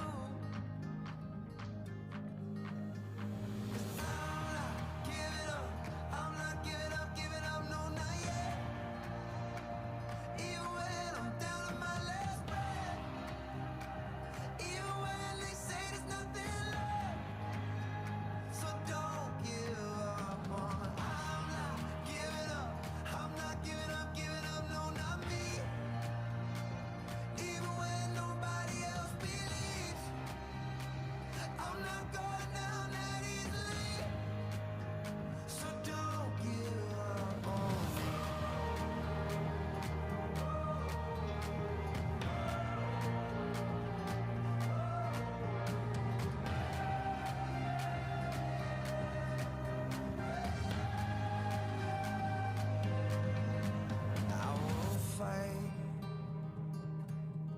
I will fight for you. I always do until my heart is black and blue. Good job. So I don't know if you guys.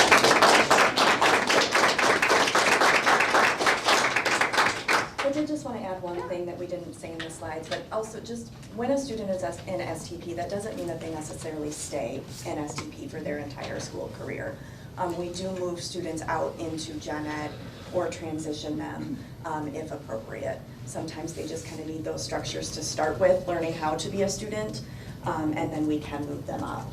And some of our students, we do actually work on a gen ed level curriculum with them. They just need that structured setting in order to be successful. Well done.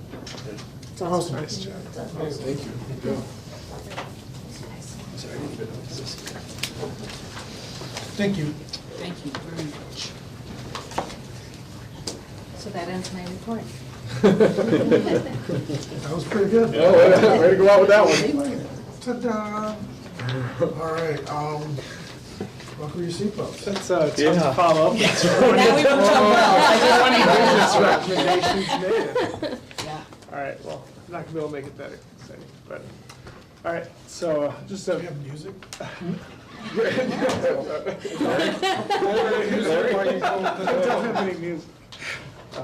My first item is just to note that earlier this evening, we held a public hearing to talk about the operational transfers, and later on, in about 2 minutes, I'm gonna just make the recommendation that the board approve those transfers this evening. So my first recommendation is to approve a resolution declaring surplus property at Parker Center, the Admin Center, McChesney Elementary, Loves Park, Windsor, Maple, and Marquette.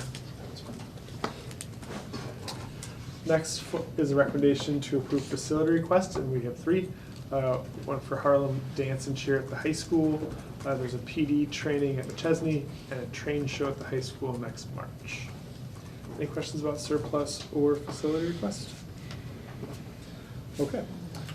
Next is a recommendation to approve an option agreement with Aero Solar Development for community solar project located at Swanson Road.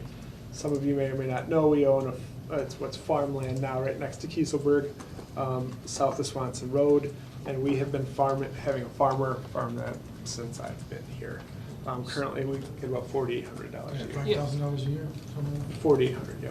So the lease that we're gonna lease it to the solar is actually a little bit more than what we leased it to the farmer. It'll be a lot more. A lot more. A lot more. And so this is an option to lease, and I want to be clear about that. So if the board approves this, then that gives them, that tells them that we're good if they choose to move forward. So they will then do environmental impact studies, make sure that the solar numbers, Pull permits, get loans. make sure the state approves them for the funding to build all of that. So that's what they would do next at this point. So that total acreage is 36, but not all of that is farmable or solar can go on it. And so they have a couple different system sizes that they're kind of evaluating as they go through what this could look like. So the lease period would be 30 years, and then they would have, if they exercise the option, then that would trigger a 30-year lease with them having 2 5-year options to extend that. And so what that would look like is if they exercise that lease when they begin construction, they would give us a payment of $50,000 for a project. They would also begin, so there would be an annual payment that would begin on the low end of $32,000 a year and the high end of $40,000 a year based on how many acres. And that would be a 2% escalator. So the total lifetime amount over the 40 years would either be $1.9 million or just over $2.4 million. Yeah, that's a little bit more. Yes. Yeah. Currently, we're right at 200,000 in that same period is what we're getting. The other really nice thing too is this company would do a $10,000 scholarship every year for students that would have a 2% escalator. They would also sell us electricity at a 10 to 15% discount. Now, I still haven't seen the total calculations, but it's 10% of whatever the system is. And I've sent them the high school and middle school bills, and we have other buildings, obviously. So when you say they'll sell us, does that mean me too? So it is community solar, so they would sell it to the community. I don't know how close you live to this. Some of us live close. Some of us live across the street, not me. So this would provide those credits to people in the area, but as the landowner, we're required to buy 10% of that. And so that would just show on the bill as a energy like credit. So, and you know, I talked a little bit about at business services too. I went back and looked at the last 12 months, and the solar panels saved us just over $200,000. So we've had good, once we got those in, that's gone pretty well. It took a little while. But you know, I've been working with this company every week. We've been having meetings to just continue on this path of making a recommendation for approval. So scholarships, a couple $1 million, and cheaper electricity. It sounded, the more we talked, it just sounded like a win-win for everyone. So. Question for you. Yes. The current solar we have, are we able to tie that into education via website? Yep. Via I've got links for that, yes. Okay. Absolutely. There are some people in the audience that would like those links, and they will Okay. get with you. Yeah, absolutely. I have one more question for you too. I didn't ask this in the business services meeting, I apologize for it. Did you shopped around for a company to do this, or they approached you? They approached me about this specific land. Okay. Yeah, and so they reached out about, I almost thought it was just a spam email. And so when I remember you saying that. When I followed up with them, they were talking about this land specifically. Now, I did talk to another, so we had a different company do the other solar projects. It took like 2 years longer than we wanted. I did run into another district that was using the other company we used, and their amount per acre was the exact same. So this is essentially, from what I'm seeing, pretty standard in the area. The follow-up to my question is there a local company, obviously we want to keep as much money local as possible. I mean, is there a local company that can handle the capacity or do the same thing that this company's doing? Not that I have seen to this okay. scale. So Rockford just hired our old company that we had here to do RPS, put all of their stuff in. Because solar development at this scale, and I'm not saying there isn't, I just haven't seen anything like that. Okay. So often this comes down to the labor that's being used being local. Well, the initial investment of the panels, I don't know how many companies can throw out Sure. $1 million in panel locally, but. And these guys, like they said, are based in Chicago. Right. And have other deals with schools and some. Which they haven't completed one yet. That's one of the Not the challenges, school right? one, but Yeah, they nothing have with the schools completed yet. Yeah, They're so- targeting us because clearly there's grants that are available, which I don't say is a fault, but is definitely why they're coming after this particular one. Yes. Well, solar in Illinois And- is better than anywhere else. And still, whatever we do, again, relatively small piece of land, but it is off limits for up to 40 years. So anything that we do with this, I don't see that area blowing up, but maybe. And it won't be all of it, so this will be some other areas we could still do something with it. But these are all things to kind of, a lot of questions around it, completely different, as we found out, than commercial solar. We learned a lot that day. Yeah, so that was useful. What was there something, they were gonna put, something about solar careers as well into one of the schools to? Education opportunities, right? Yeah, so they would have a link to like what we have for Is that the what it was? other Okay. ones that we can reference also, and that's live energy by the 15-minute chunk, I think, is how that updates that. So we have 5 links now, we'll get another one, and if the 6th link's helpful. We have 5 links.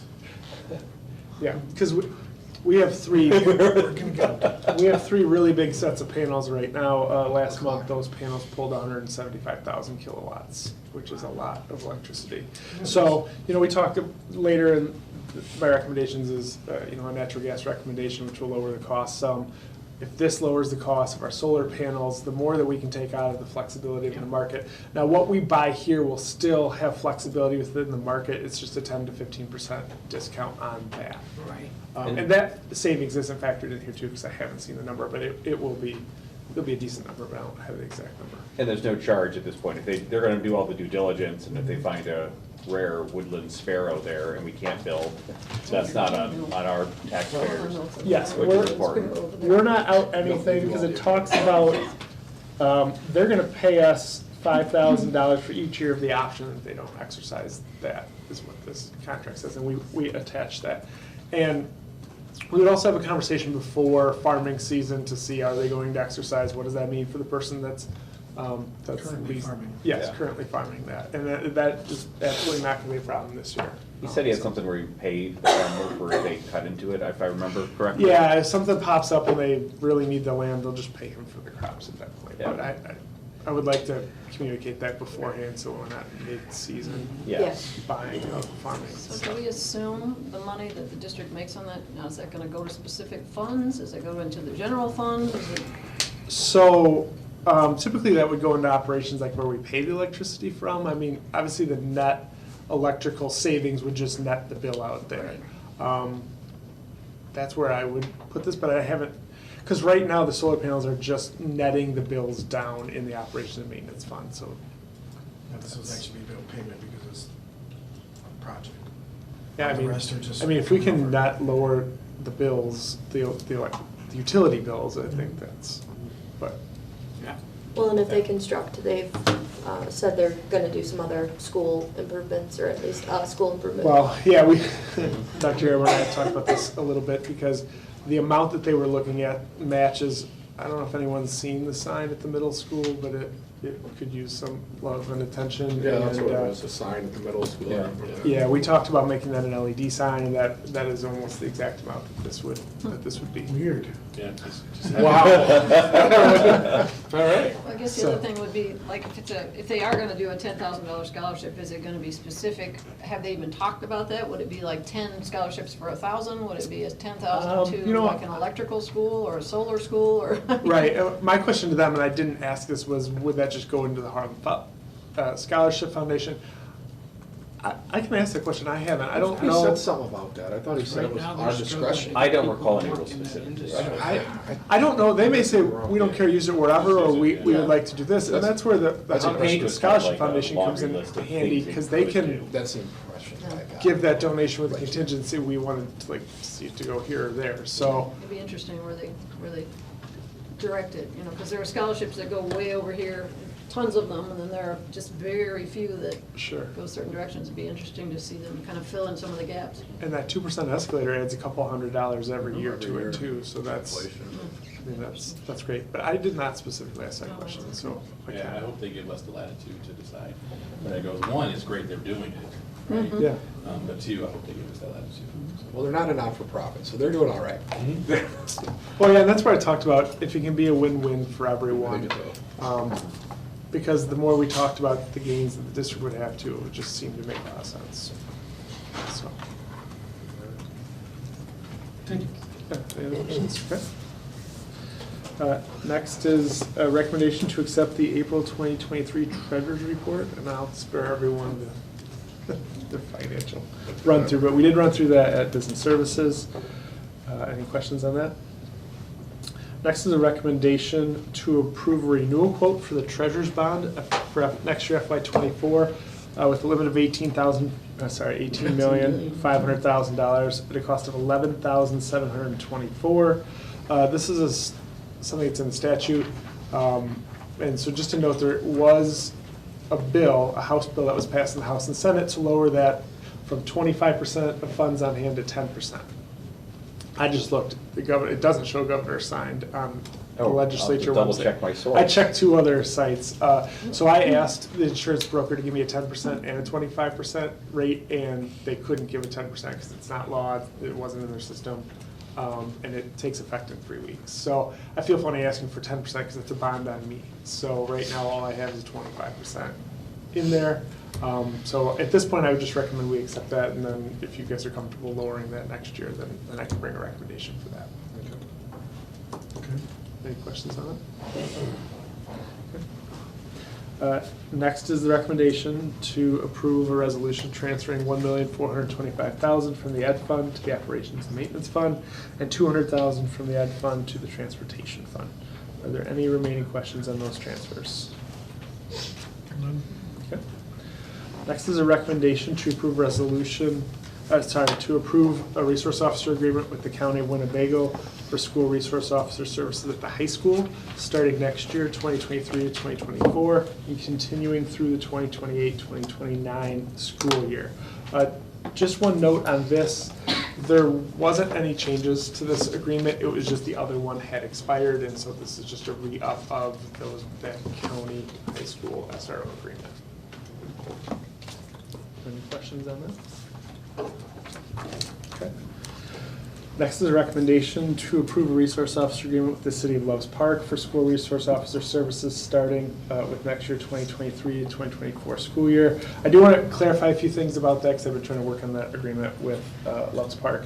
Yeah. This agreement includes the addition of another officer with the main focus being to cover lunches, sick days or training days of the other SRO, and then having some reach out to those other elementary schools as needed.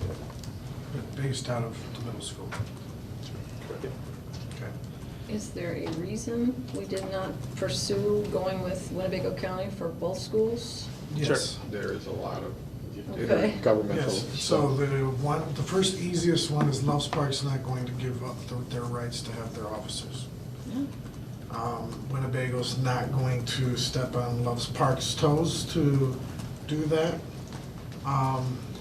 With that, per se, the only way that would work is if there was some kind of action where we fired Loves Park for a reason, or an action, and failing to do their due diligence. That can foster in, but at the moment, it's Loves Park's right to say that we want our officers in our schools or in our area. The word. It would be interesting, are they gonna have good communication with each other? Yeah. There's a new structure. There's a whole new structure. There's a whole new structure in place. So Rebecca, just so you know too, Loves Park's headquarters is a little bit Right. closer, they have patrolling officers, and filling the position, the county had that SRO to 7.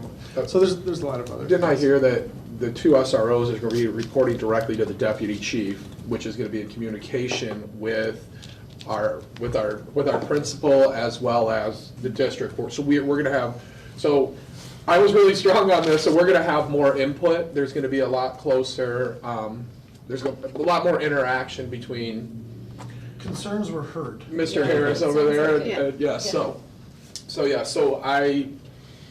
it satisfied for now. If everything plays out the way that it seems to be, I am completely okay with this. If we have to revisit it, then we have to revisit it, but Correct. next year will be a great year for it. Are there any other questions? All right, thank you. Next is a recommendation to approve an agreement with Wilson Language for professional development training of just Words curriculum at a cost of $16,280, funded by IDEA ARP. Questions? Did you skip over 11B10? Where's the water tower, man? Oh, sorry. The city of West Park twice. Yeah. I thought I read that one, so I skipped over the water tower. All right. Gotta love the water tower. Sorry. Let me go back. Can 11. you give some history on this too, just a little bit? Yeah, 11B10 is a recommendation authorizing the administration to pursue an intergovernmental agreement for the transfer of property to the city of Loves Park in accordance with the terms set forth in the letter of intent from the city of Loves Park dated May 30th, 2023. And that is attached, correct? Yes. You guys can see that? Yeah. Okay. So the history was the city and the water department reached out regarding some system upgrades or pressure things they wanted to update and had identified. There's a little square just that we own just south of the fire department, north of Rock Cut, that they requested that they look at allowing us to give them that land or for them to take that land and put a water tower on there. And then so through further conversations, we talked about fencing off that area. So that playground's a little more closed, having them put the Harlem logo on the water tower, and then having them build a baseball field like what Ralston has there for the kids in the school and the community, as a way to benefit the kids. So anybody going down Harlem, you could always just walk right into Rock Cut to the back area, the whole area's open. That'll all be fenced off, be more secure, which is good, especially with concerns these days. And no children are walking that way was one of my concerns, to make sure they're not having to go all the way around and be on the road further. Correct. And then get some parks that we don't have to pay for built out of it. And the district is gonna have it's gonna be painted for the district as well, logo or whatnot on it. Yes. So. We have the Husky logo on it. Yeah, Love and that. it's helping a community partner that needs it, so. Yeah. So do we get a break on the water bill then? I was gonna say. I like where you're going with that. That's business services 101 right there. Yeah. And while they're painting that tower, have them paint the one over by the Boys and Girls Club. All right. Well, they're building it from scratch, so. Well, the Boys and Girls Club, that was North Park. Yeah, I know. I don't know Loves Park's gonna paint North Park's water tower. Yeah. Maybe they'll give a discount on the water. Maybe there's an intergovernmental agreement. There'll be more water pressure, does that count? Yeah, that's good. That's good. Are there any, so this is kind of a double approval for the board, so what the next step is, if you guys are okay with pursuing that intergovernmental agreement, then Loves Park we would work that out with them. They would take that to their meeting, I think in 2 weeks, and then it would come back to you guys to approve the intergovernmental agreement, like a final approval in July. But I guess this meeting is also, if there are any big concerns, then, I need to relay those, but if you guys are generally good with it, we'll. I think just for public knowledge, what was it? If everything goes through perfectly, we're still looking a year out from construction beginning on the water tower, if I'm not mistaken? Yes, their original plan was to fence and build baseball this year. I don't know what the mid-July, what that looks like and but that was their intent originally. So. Cool. Did they say they were gonna have a sidewalk? Because it looks like in the photo, There's not gonna be a there sidewalk. isn't gonna be a sidewalk, so the kids will have to go all the way. There was a But path. I think the question there was that my concern was exactly that. Yeah. And my assurances was there's no students that come from that direction that weren't by bus. And realistically, you think of that area, there's not a lot of You're gonna come from a houses. shopping mall or. Right. Yeah, they're coming from the all neighborhood to strip the malls. east that Yeah. comes down, or otherwise, Neighborhood to the south, yeah. yeah, everybody else has got buses. Any other questions? All right, should I reread B11 or everyone okay with that? No. All right, I'll move on to 11B12, recommendation to approve agreement with Aspire for a teacher online course training subscription for a total of $50,400 to be funded by ESSER 3 and Title II. Any questions on that? As an extension of letters. Okay. Next, the recommendation to accept an intergovernmental agreement with the Illinois Department of Healthcare and Family Services regarding reimbursement of expenditures for school-based health services program. This is Medicaid, and we can't bill for Medicaid if we don't approve this. So this is just procedural steps, essentially, on how to do that. Any questions on this? A lot of great questions answered at business services around that, literally of absolutely every small thing that you don't think of that this impacts. Just remember, this was a 2-hour meeting. It was a very long, informative meeting. A bridge is very good. I asked a silly question, what do we need healthcare for? I didn't know everything that we provided, Yeah. so. All right, sorry. Next is a recommendation to approve the CSBO and myself to lock natural gas prices. A couple years ago, gas prices were spiking, and we ended up locking at 53.9 cents per therm. Currently, a 2-year is at 41 cents even per therm. So it's about $103,000 savings over the 2 years. So as we keep an eye out as rates drop, try and lock so that we don't run into this 50, 60 plus cents, because we have seen pretty high natural gas spikes as the years have gone. So we thought $100,000 savings over the 2 years and locking that would be a good idea. So, and the reason that the board isn't approving exact rate is they change by the minute. So I got an update today, so it should be pretty close within that. So I'll call them tomorrow and lock that if the board is okay with it. Did it change much from last week? It's funny because they went down 0.2 of a cent, but on the savings he had missed 0.2 of a cent, so it came in exactly what he had before. But yes, the rate went from 0.412 to 0.41. Split hairs. Yeah, Split hairs with the volume. Yeah. I like the first person. Any questions on that? Okay. Next is a recommendation to approve a floating grounds position, and this is for a position that's going to focus on landscaping and help beautify some of the buildings, in addition to being a grounds person and a back custodian. There's lots of needs in this area, but focusing on landscaping, whether we're doing playgrounds or just general beautification. We have nice buildings, but where they need a little bit more attention from that side. So we worked with the union in updating the job description to recommend it to you guys tonight. Yeah. Any questions or concerns about that? Thank you. Next is a recommendation to approve an agreement with Gallagher Benefit Services, Inc. for consulting services from July 1st, 2023 through June 30th, 2026. So this works on a not to exceed amount, and so next year's amount would go up 2.3%, 2.3%, and then 0. So they estimate what the commissions would be from the various vendors, like life insurance, and then they credit that back to us. So it looks like over the last 2 years, we're gonna get about $5,000 back to the good next month on that. So I'm recommending a 3-year agreement on that. And 2.3, 2.30 is pretty good in today's area. So, and this is our healthcare consultants. Are there any questions on that? Well, you worked out, what was it, commissions count towards that, which is pretty Yep. cool. Yeah, yes, absolutely. So we're okay if they get them as long as they disclose them and we get the credit for it. So. Exactly. Okay. Next is a recommendation to approve an agreement with the Regional Office of Education to provide professional services to address student engagement at the high school, not to exceed $33,800, funded by the Post-Secondary Success Grant. And there is a memo from Jay Kubert attached just explaining what this is. And I'm sure Mickey can fill in if there's any other specific questions.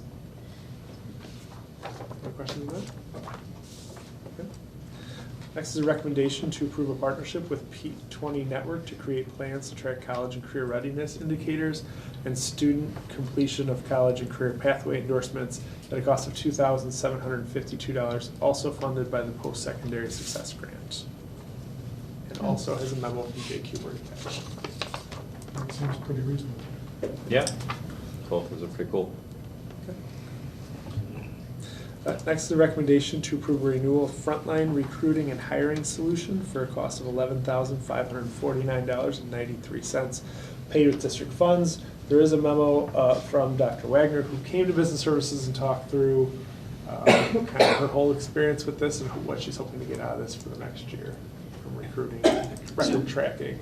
We didn't really use it very much, it sounded like, is that correct? We tried using it. And the way that we used it, it seems like we didn't have the right pieces in place to overall judge its effectiveness. So like, there was tests that were done to see if it was better candidates, and some of those tests really weren't effective for some of those roles. Like, they were real close anyways, and they both did quite well. Or if they were hired, they didn't really track if it was because of the service. So, and also it was a 6-month period was kind of that initial one versus the full year.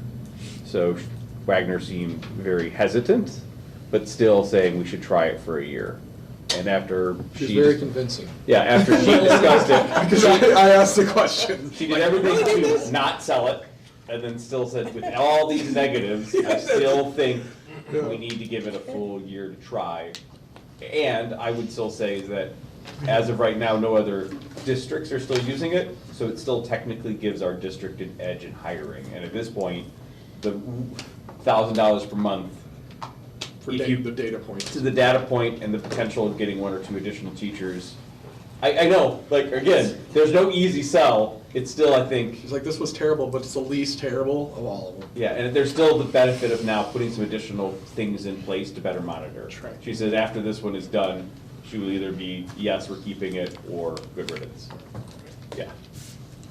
So she needs more time to evaluate it. Correct. Right, trust her opinion as much as she doesn't fully hate it, but doesn't like it either. It just seems like something that even if it's working, we're not really benefiting that much. I mean. At all.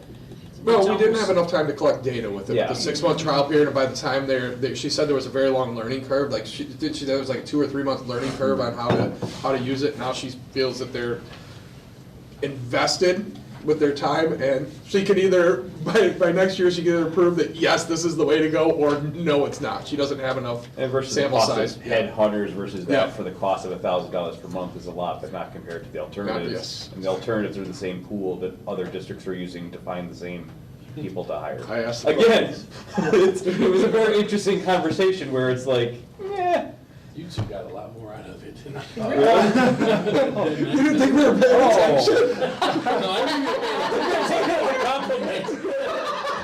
I was just like, The summary is our own point, that's what I'm saying. Like, man, I've been away thinking, I had to follow up with Dr. Wagner, because Oh, no, she did everything she could to not sell it.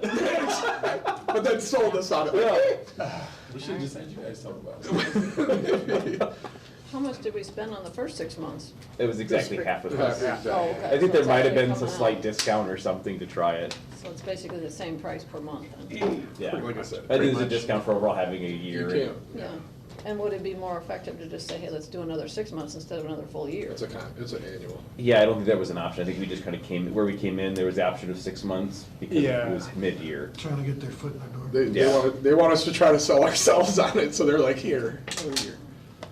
And there are, Dr. Wagner did say that the other districts are knocking on her door to ask how it's working. So hopefully she keeps saying bad things to you. Yeah, maybe she's. Just keep telling them what he should. Yeah, it's definitely not worth the money, and then we get all the teachers. Okay. Are we generally okay with that? As good as we can be, Josh. As good as All it right. was. For the amount, it's okay. Yeah. Next is a recommendation to approve an agreement with Incident IQ to provide help desk and asset management software for a 3-year contract at a total cost of $42,182.21, which is an average of $14,060.74. This is our main help desk, password management, distribution of Chromebooks. The software does a lot for tech, so that's the recommendation. Are there any questions on We that? drilled that one pretty hard. Yeah, there was a lot of questions that went into this one. We so- drilled that one pretty hard too.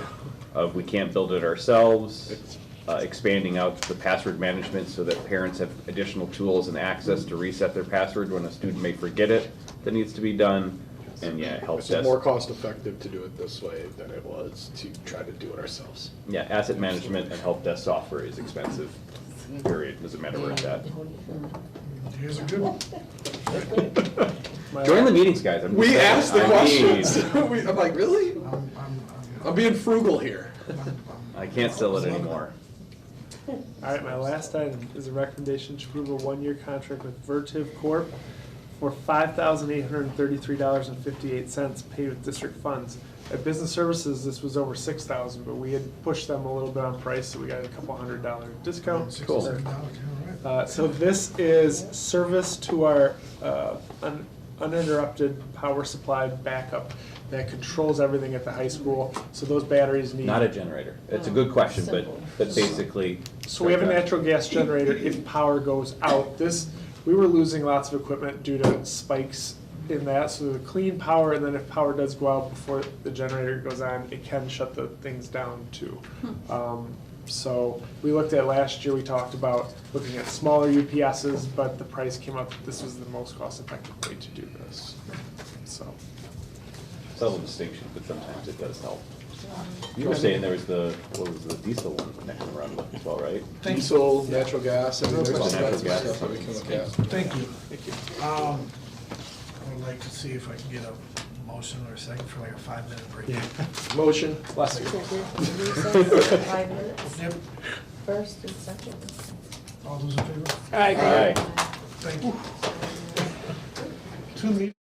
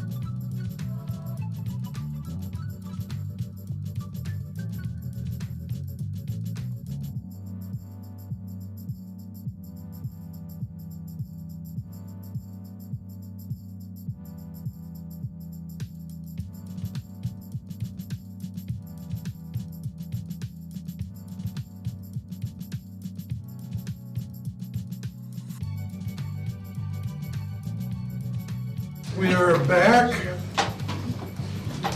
And now I turn it over to Dr. Shelley Wagner, who is going to be played by Dr. Troy Arbor. There we go, I was Do you wondering. have a motion to go back to the meeting?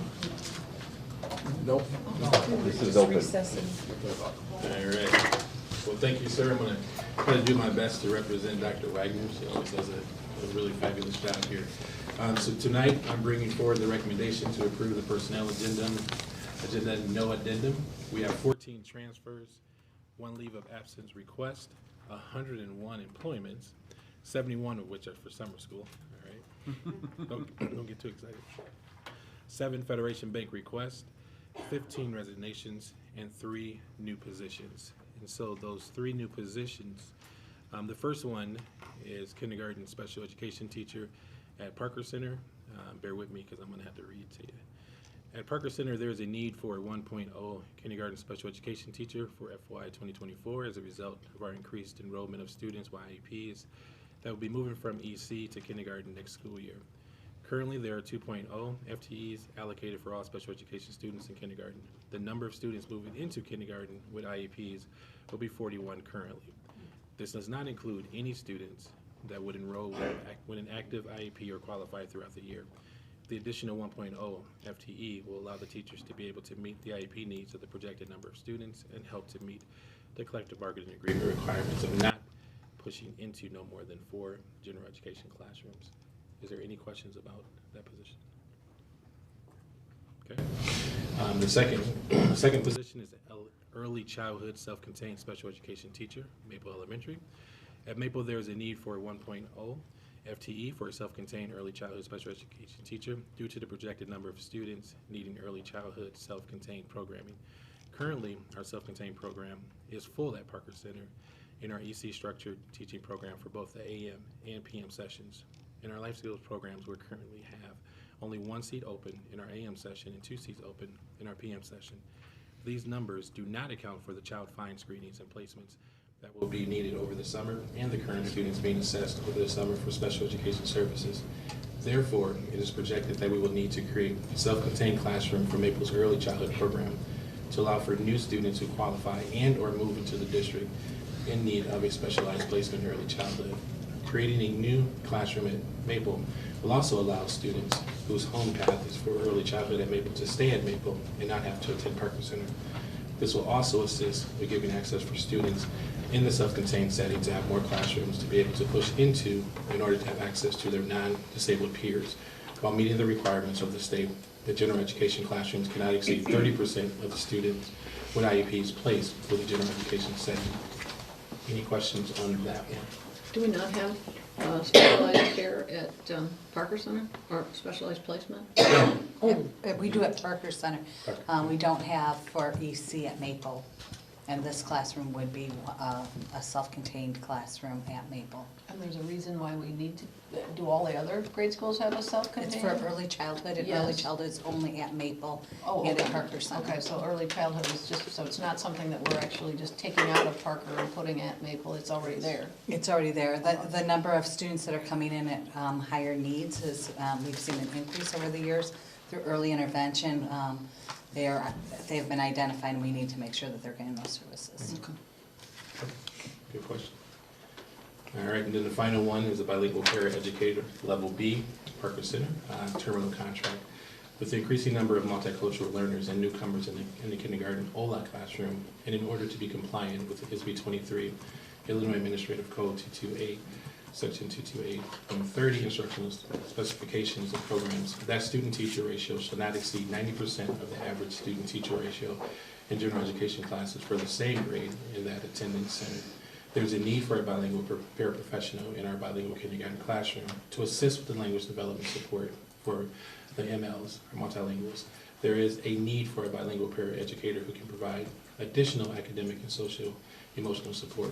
Areas of support that the bilingual paraeducator can provide to our multilingual learners will have limited English language skills are model an example of students when they do not understand the task at hand, restate or simplify questions, directions, instructions, etc., check for comprehension frequently, help students navigate the different learning materials and tools, and then help students master academic content and language in English, Spanish language support, provide books and other materials in our students' native language. The cost of this position would be $23,944 for salary and $11,889 for benefits, and we pay through local education fund. So it's a permanent position, and it's something that all of these positions are needed because of numbers. Correct. School code allows us only 90% of what we have as our numbers in our CBA for our dual programs, which means that we can have 22 students in the classroom compared to our K classrooms that have 25. We can go up to 25 as long as we have a para per school code. And our numbers have been higher, and there's a concern that we need to make sure to have it for 25, because that's where we've been the past couple of years. So how long is the terminal contract? It's for the school year. Okay, so it's terminal then every year, or it's just this particular upcoming year? It tends to be every year, because we try to look at what our preschool numbers look like to determine whether or not that position needs to stay in place. Because as long as those numbers are under 22, we don't need that position. But this was specific bilingual paraeducator? Yes, for the whole Is there a kindergarten job class. description for that? I didn't look. It is the same as, it's just they have to be bilingual. The paraeducator is a. So it's just is a paraeducator position, but we're Correct. stipulating as a requirement. Do you recall that it's? I thought it was I thought different. we had one, but we'll Could be. we'll get it then, and get it to you then, yeah. I think we should. Okay. Thank you, Larry. That's a good question. Thank you, Doctor, for the assist. I just gotta say too, that I love how thoroughly the reports and the explanations are prepared, for you all to look at, so. People do some good work. So they're split up, in para A's and B's, and then we move them, that last contract, to the higher the B. Correct, I know that they're there, but as far as the different job description being bilingual, I think it's just No. paraeducator, but I will. It just look falls for in the you. level B. What are you thinking, Larry, we should? Okay, any other questions on that? Hopefully we can find them. That is, yeah. All right, now turning it back over to Dr. Terrell Yarbrough. Okay, thank you. Your resignations? Did we mention 11C resignations? Mhm. Oh, you did? Oh. Yeah, that was mine. 15. Yeah. Okay. 15. Well, the question I had is, these differentials, do we assume that the differentials are always gonna be changing, like all these coaches that are differentials, is that something? Mhm. Okay, I can, okay. Yeah. We hope they want to come back. Hope you're doing a good job. Okay. All right, so ready for the next part? Yes, sir. All right, so for the next items that are up, that are mine, I first want to say too, before actually Mr. Bloom can come and start setting everything up here. I want to thank the teachers who are here today. I normally, as you watch board meetings, I normally don't address the crowd, but I love how committed you are. I love that you're here, first of all, right? And then two, from what I gathered from some of the emails I got, you read the report, right? So whether we agree or not, you read it, you understand it, right? And we can kind of talk through it and we can go from there. And then thank you personally too, to one teacher in particular who met with me. We were able to talk through some things, so I do appreciate that. And then also too, Kira, thank you for coming and sharing with us what you and Nick and your kids do, for our community.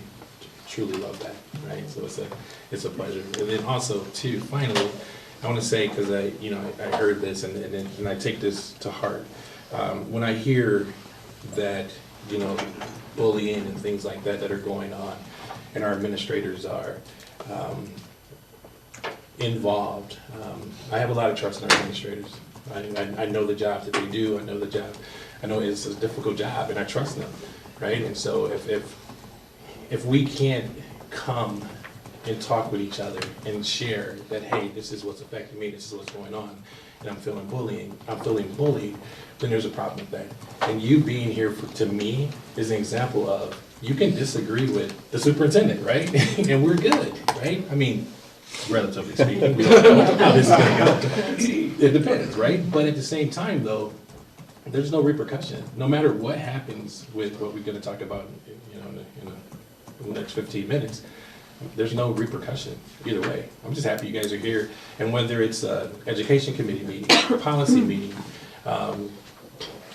social justice and equity committee meeting, you should always feel able and proud to come and voice your opinions, whatever they are. That's what kind of district that we have. That's what I believe in, and that's why I continue to stay.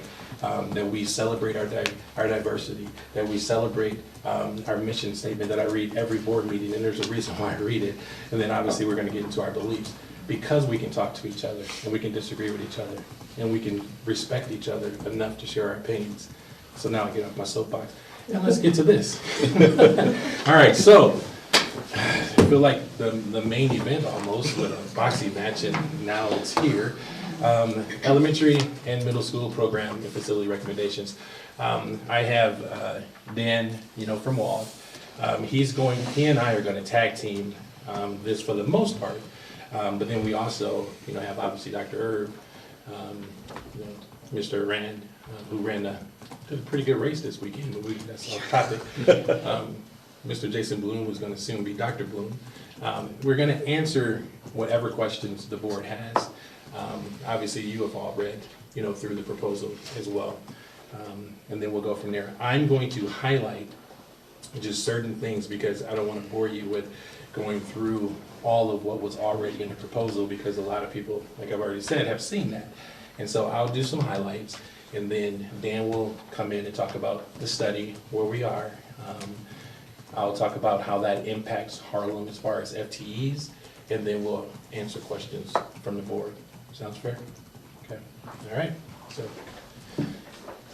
All right, so like I stated, always start each board meeting with the district mission and beliefs, particularly our district mission, but also keep it in mind our beliefs. And the reason why I wanted to start with that, with this conversation, is to know that whatever decisions that we make, for our district, whatever comes, across my table in particular and others, is based off of our district mission and our beliefs. It's who we are, it's what we stand for. This has been here for the 15 years I've been here. And we've worked very hard to make sure that we represent this. And so as we move forward with this proposal and the things that I share, keep in mind that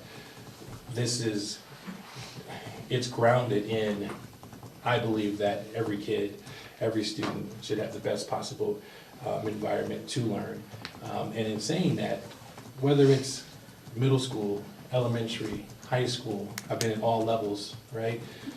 We just want a place where our staff feel supported, and we want a place where our kids feel like they can be safe, they can learn, and they can be who they are, and they can participate in whatever they want to participate in. And by the time they're done with Harlem, I see the kid in Walmart, and he says, "Mr. Yarbrough, how you doing? I haven't seen you in a while, and man, I wish I'd have listened to whatever," right?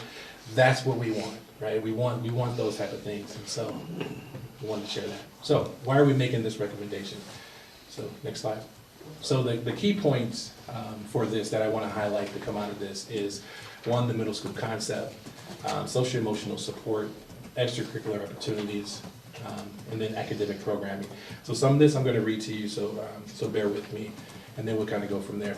So the first one, the middle school concept, what I want to highlight from the proposal that you all have read was, the middle school concept offers students, in my opinion, more opportunities to establish a sense of belonging through course offerings, extracurricular activities, and programming that increases their access to peers with similar interests. Again, it's my opinion.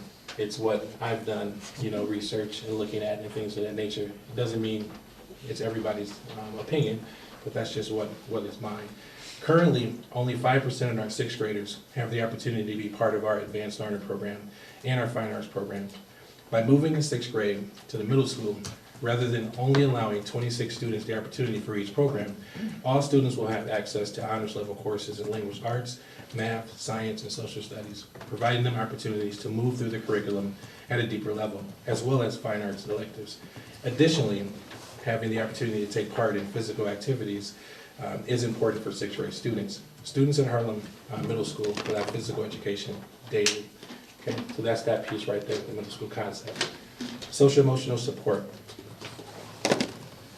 We've continued to provide our students with the second step curriculum in early childhood through 8th grade. At the middle school, students receive this on a daily basis during their homeroom time. The first layer of support for students and parents are our school counselors. The middle school will increase from 4 FTEs to 5 FTE school counselors.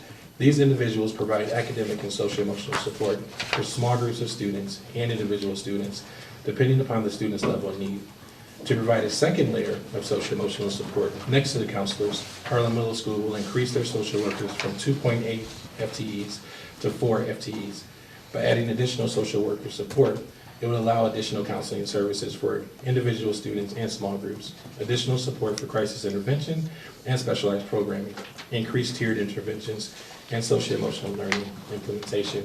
And I want to pause real quick too. I forgot to mention who's a very, very important person. Mr. Harris in the back will also help us with questions as we proceed. So I'm sorry I didn't introduce you at first.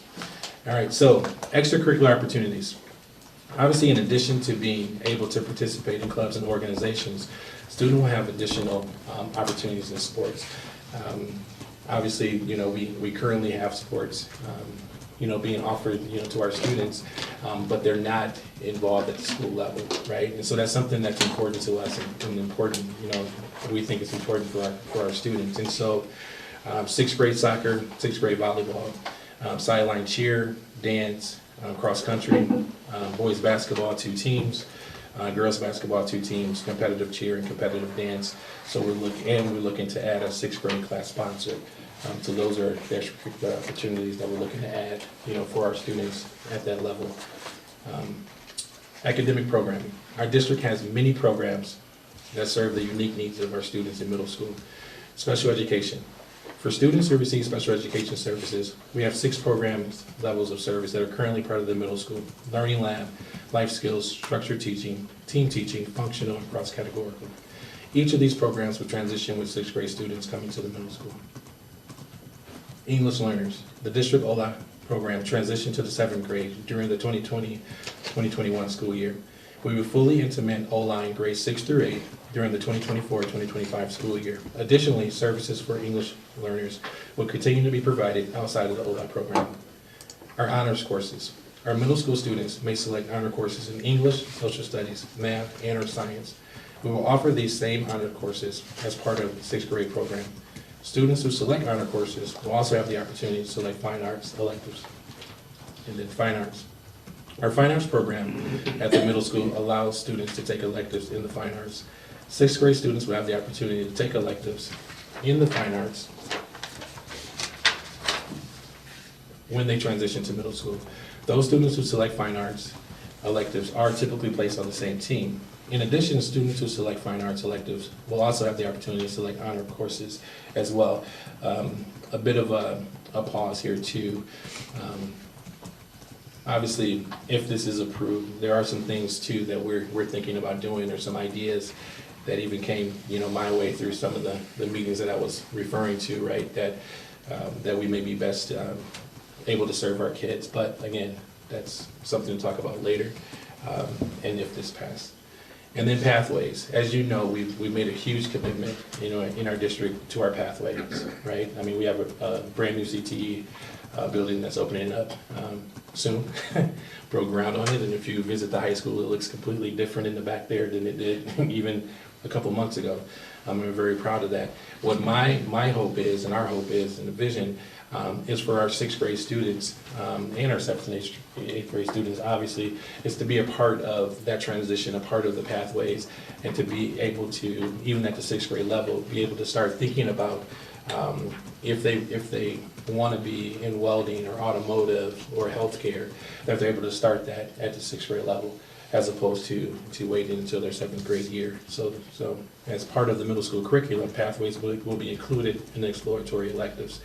Each grade level will have the opportunities to take the electives that align with the high school pathways. And so that's one of the reasons as well that we're looking for this proposal. Okay. Next slide, please. And so here what you see, when we originally did this, where it came before the board in 2020, when the Hazel Reinhardt, did their study. So here's the enrollment study numbers in 2008, 2017. As you can see, in 2008, when you look at our enrollment, we were at 7,598 students. 2017, you can see it went to 6,380. 2020, 6,143. Actual, we were projected to have 5,962, so they were a little bit off there. In 2023, 5,911 actual students, projected at 5,744. And then in 2027, we're projected to have 5,373 students, right? And so this is where Wald is going to be. Daniel Wald is going to come in and now share with you the results for the study that he conducted. Thanks, Dr. Harrell. Thank you. I appreciate it. Good to see everybody tonight. Thanks for the opportunity to talk through this. Yeah, that's good. Did you want me to cover that chart first? Yeah, can you cover that chart? Yeah. Thank you. What we're going to start with is just a quick snapshot, and it's more to exemplify the methodology as we look at capacities for each building. We're focusing on the middle school, obviously, tonight, but this is the process we've taken at every building. It's a little different, and I'll show you that model as we get further into the report. But at the middle school, it's pretty simple math. Just understand how many students can comfortably fit in that building. With a lot of help from the principals at all the schools, giving us their current utilization of all the buildings so we understand how are they using every space within the building. That fed into this process. So classroom teaching stations are your general ed classrooms. Those are the spaces that students typically occupy throughout the day. Students per classroom is the cap that you're set at for a normal classroom environment. And then similarly with the lab stations, we know that there's 45 teaching stations and 11 labs that are the way the buildings are currently being used in this past school year. The cap of 30 students at the lab.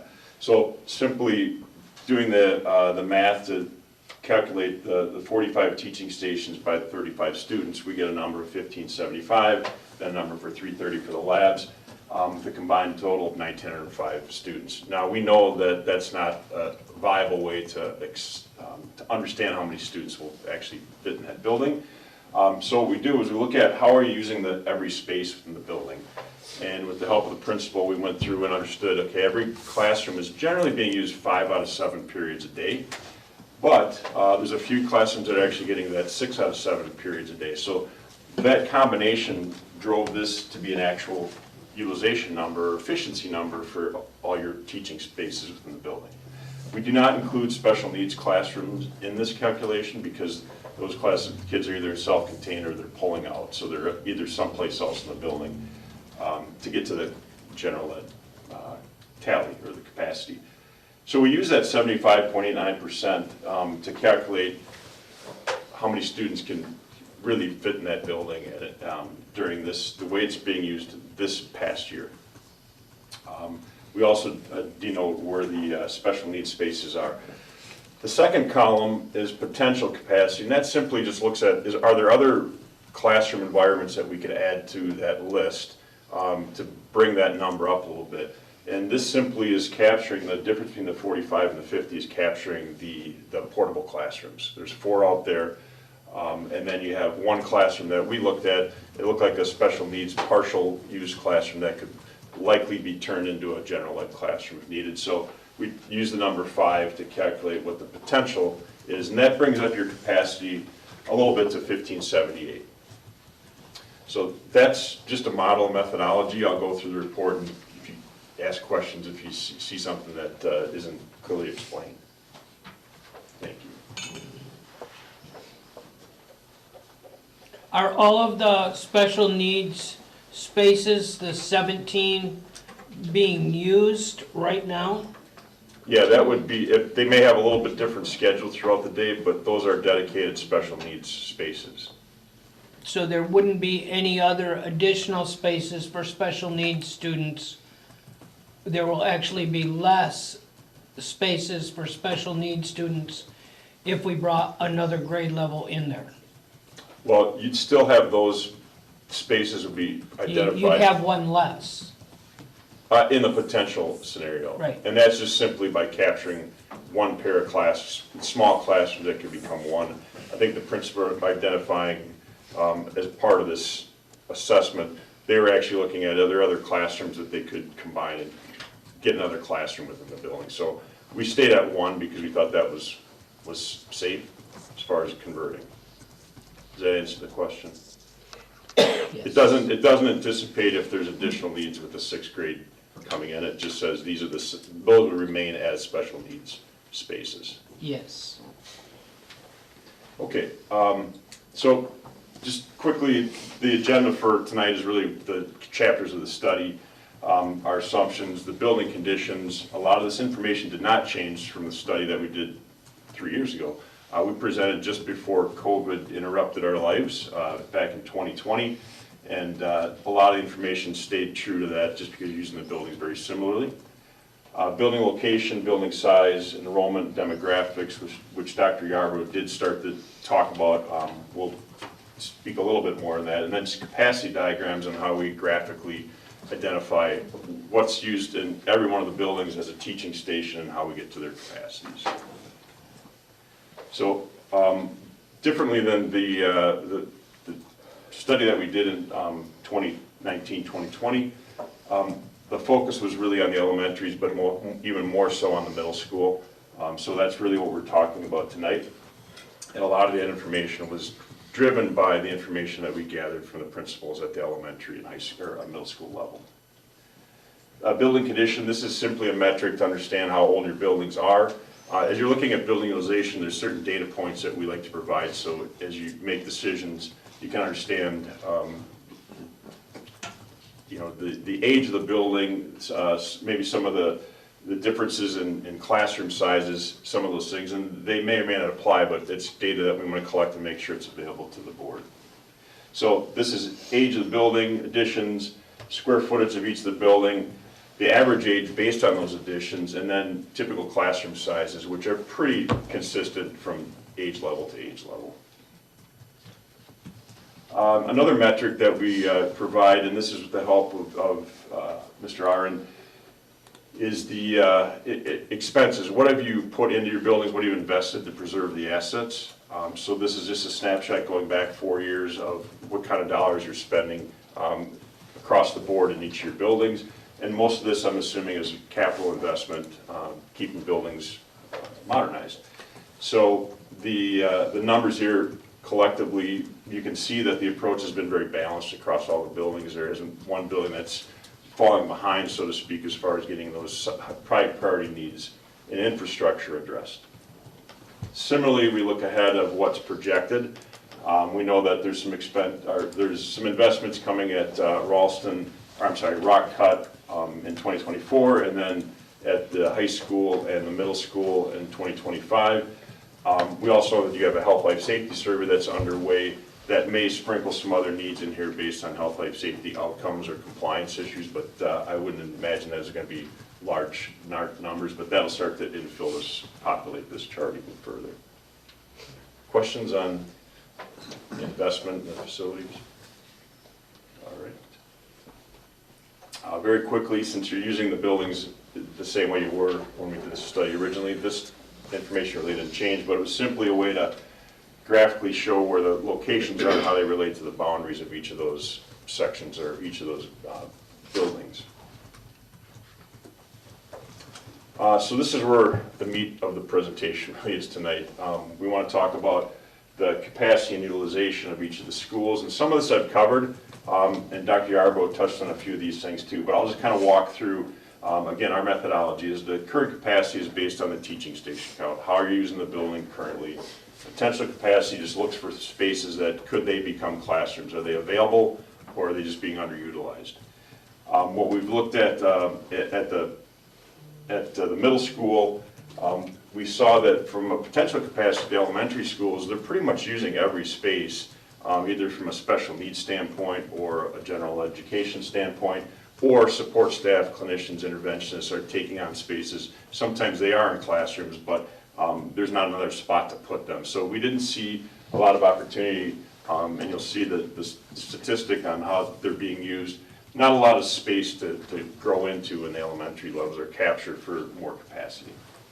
Can you tell me, just a question? Yeah. Why are Parker Center and Marquette even listed only because they're not part of the sixth grade scenario? Is that just something that we're just looking at? Just for consistency, so you can see if there was a number here in the full utilization that might catch your attention, it might beg other questions of, do we need to move some kids to these buildings or better space elementary kids out? But it's more just to be consistent with the first report. I mentioned that 75.8% number. That's, again, it's 5 out of 7, with some classrooms being 6 out of 7. That averaged out to be that's your efficiency. And then from the standpoint of how you're using the buildings, you'll see that 66.6. That, based on that efficiency, when we calculate the capacity based on how many teaching stations are available, that building currently is running at about 2/3 full right now. That's your, how full are your buildings?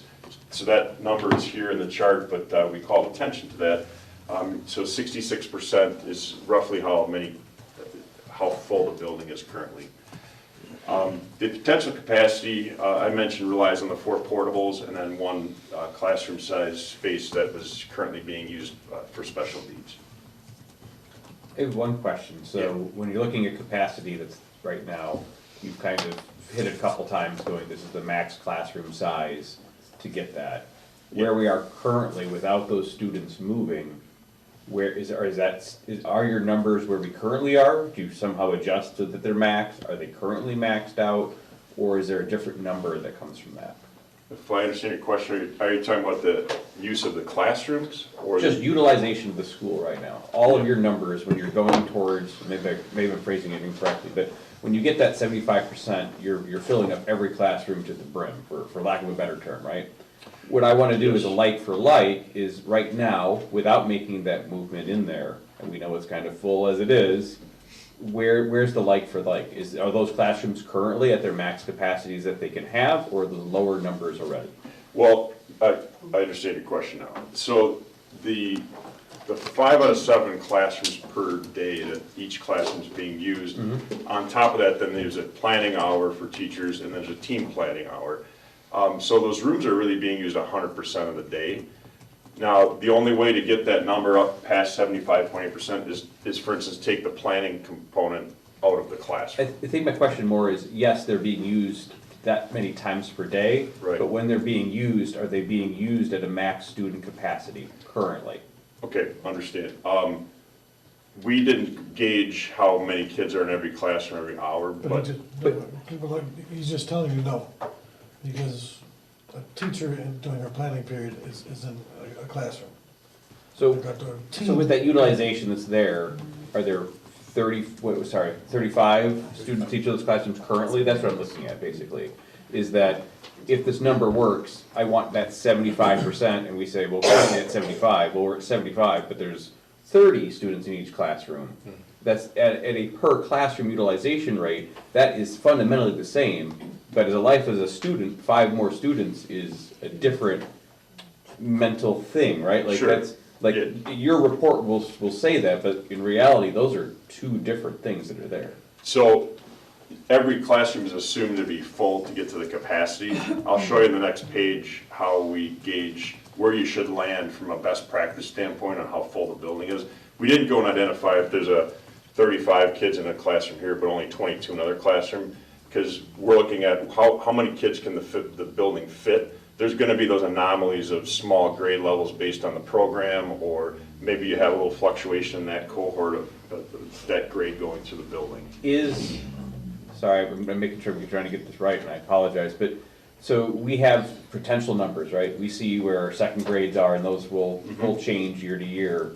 But based on those numbers, right, like square box into the square peg into the square box that we have with the utilization there, are we like, I'm trying to... I think the next slide might... All right. I think it might. We're getting into it, okay, all right. It's not ask me again, but I think we're... Oh, I will. That's what we're here for. When you did this, did you look at the PE classes as classrooms, or does this not count PE Yeah, I'll show you in a diagram too how we calculate each, but it does include PE and the gymnasiums, and usually we count a teaching station, the gym as 2 teaching stations, because they can have multiple classes in there. Typically 2, but sometimes it can get heavier than that. But we do count the teaching stations, the pool. If they're not in the pool, the potential is they're outside during the warmer months as a teaching station, but we're not counting that. We're just saying, in the winter, in your most contained time, the pool is actually a teaching station as well. So you're counting the gym area as 3 teaching stations when you did that, count? Actually, 2 per gym, so there's 4 teaching stations in the gym plus the pool. And that's based on the scheduling that the school provided us. And your elective classrooms, the lab spaces, that includes the science labs? Yeah. And also vocational education labs? Yes. And cooking, right? Is it cooking? Yeah, you're calling Each there one of those life are 30, right? skills. Cooking. Life, About 30, right? yeah, the labs are counted at 30, so all those spaces that you just mentioned would be at a 30 count versus a classroom would be at 35 based on your counts. So let's see if this answers a couple of the questions here. So if consideration is given to shifting the 6th grade from the elementary to the middle school, the incoming 5th and 6th grade cohorts coming up in this next year, we're just looking 1 year ahead. I know it's not where your decision will take you, but looking 1 year ahead, the 5th and 6th grade cohorts would now be your 6th and 7th graders. They're adding 412 and 443 students respectively. The outbound class of students is 483, so there's a little bit of a drop there. The 6th through 8th grade enrollment, though, based on your actual numbers of those 3-year cohorts, will be 1,333 students for next year. So the result in the utilization is 92.3, meaning that building is 92.3% full, based on the efficiency of your classroom use and the size of the capacity of the building. When you say next year, are you referring to 24, 25? We're just looking ahead because that's cohort information we have. If something changes here a little bit, it'll be close to that, but I would say the trend would be continuing to come in with a little bit of decline outside the 2nd grade. You have a spike in the 2nd grade. You'll have a little bit of decline per grade level, and we'll show you that in the graphic that charts that your demographic. When it says for next year, those numbers, for next year. Yeah. So 5th grade next year and 6th grade next year, you're talking about? 23, 24. Okay. Yeah. Got it. So, based on best practice, usually a capacity or utilization for a building, for a middle school, 75 to 85% is kind of what we see pretty typically. So just keep that in mind, and that might answer your question, Mr. Thompson, is that would be a best practice window of 75 to 80%. That gives you some flexibility, even using your classrooms at the efficiency you're at, 75.89%, but then being full, so to speak, between 75 and 85% gives you some flexibility to not have a spike grade or to have 20 kids in a classroom at certain times of the day. So it's not assuming that, and then you have to be at max classroom size for every period of the day. Does that help fill in that blank a little bit? It's getting closer. Okay, all right. So if you capture the portable classrooms in the one classroom that we identified, that potential capacity would be more like 84.4%. So if you add those 5 teaching stations to your available inventory for that building, you'll be tracking in that close to 85%, which is in that the kind of the vein of what we'd see in a middle school utilization from a best Those practice. 5 classes are representing 10%, am I understanding that correctly? 10% of utilization down to 5? No, it knocks this 92.3% number. I'll jump ahead because I think this is going to help answer your question. I'm going to jump ahead to the chart. Feel free to say, let me finish. Well, that's fine. So Well, wait. this is a way we capture space or identify what our teaching stations. Anything with the orange in it, you can't see it from there, but has a 5 out of 7 or a 6 out of 7. That's just denoting how many periods a day that class is being used. This is by team area. It's off the screen a little bit, but those color coding is currently how those teams are set up. Then you have the portables sitting out here. So I don't know if I can scroll down or pull this up to get the rest of that chart in. Try touching it and going like it's this. tough to- Yeah, it is a touch Do screen. that. No, to the left. You gotta clap 3 times and spin around. It's gonna disappear, and then I'm gonna have to act it out the rest of it. There we go. All right.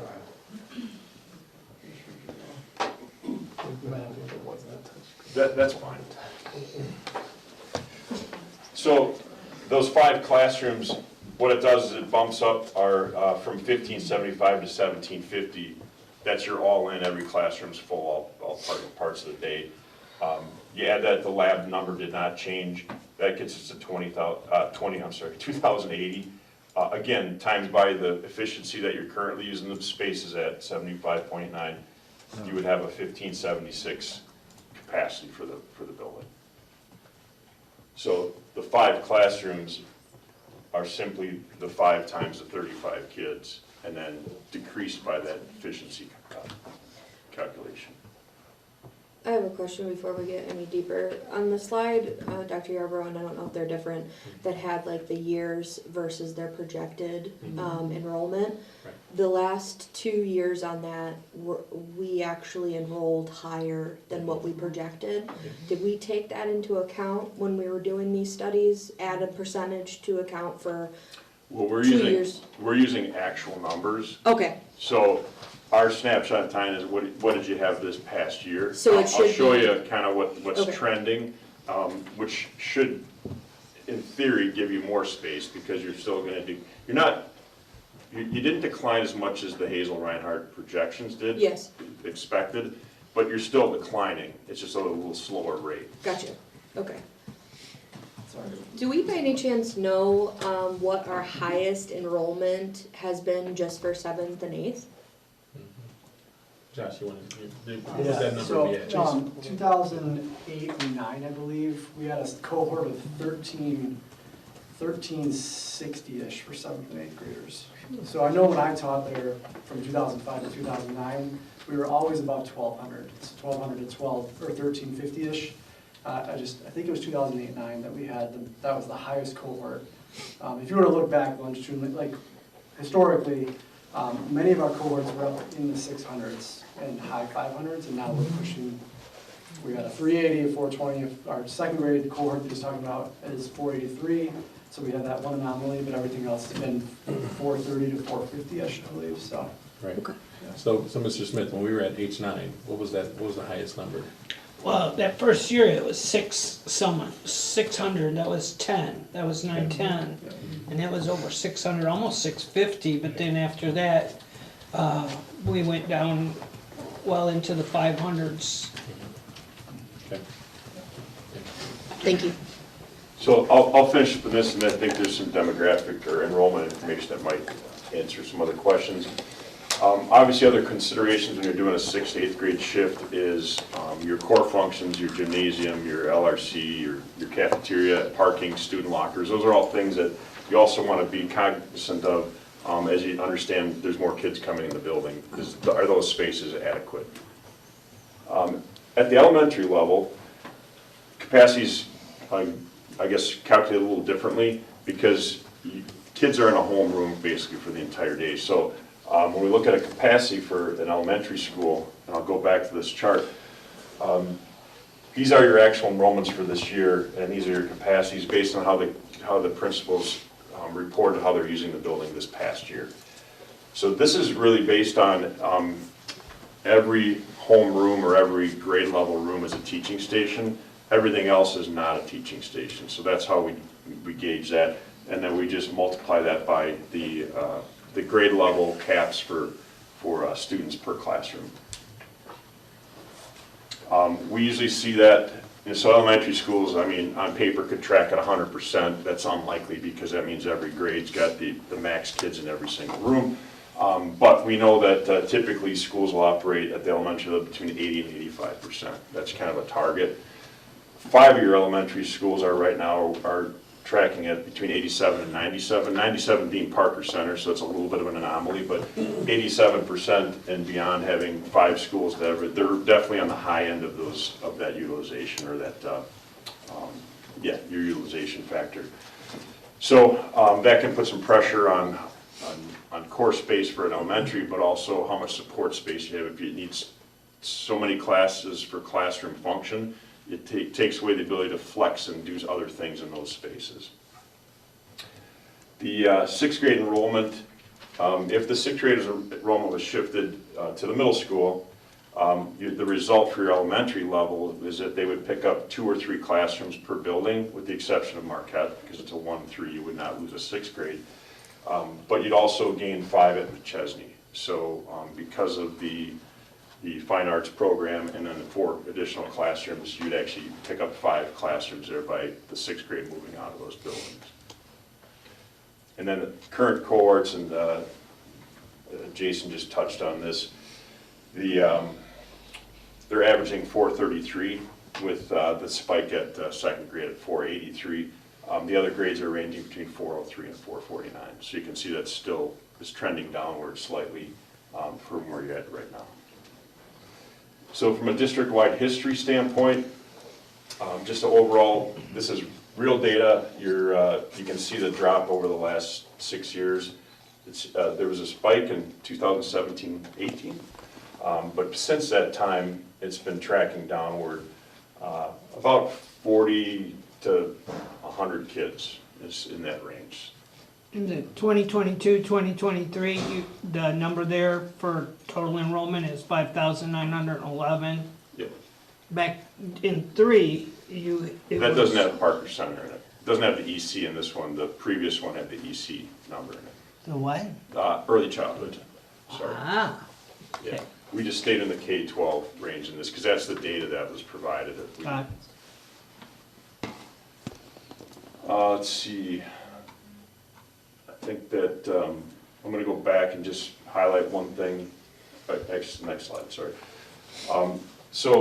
And Dr. Yarbo started talking about this, is K-6, what was projected in the Hazel Reinhardt, and I took the highest one of the 4 different models that she ran, but the K-6 was projected to be $29.99, and you're at $3,061. And that again doesn't have the early childhood in there.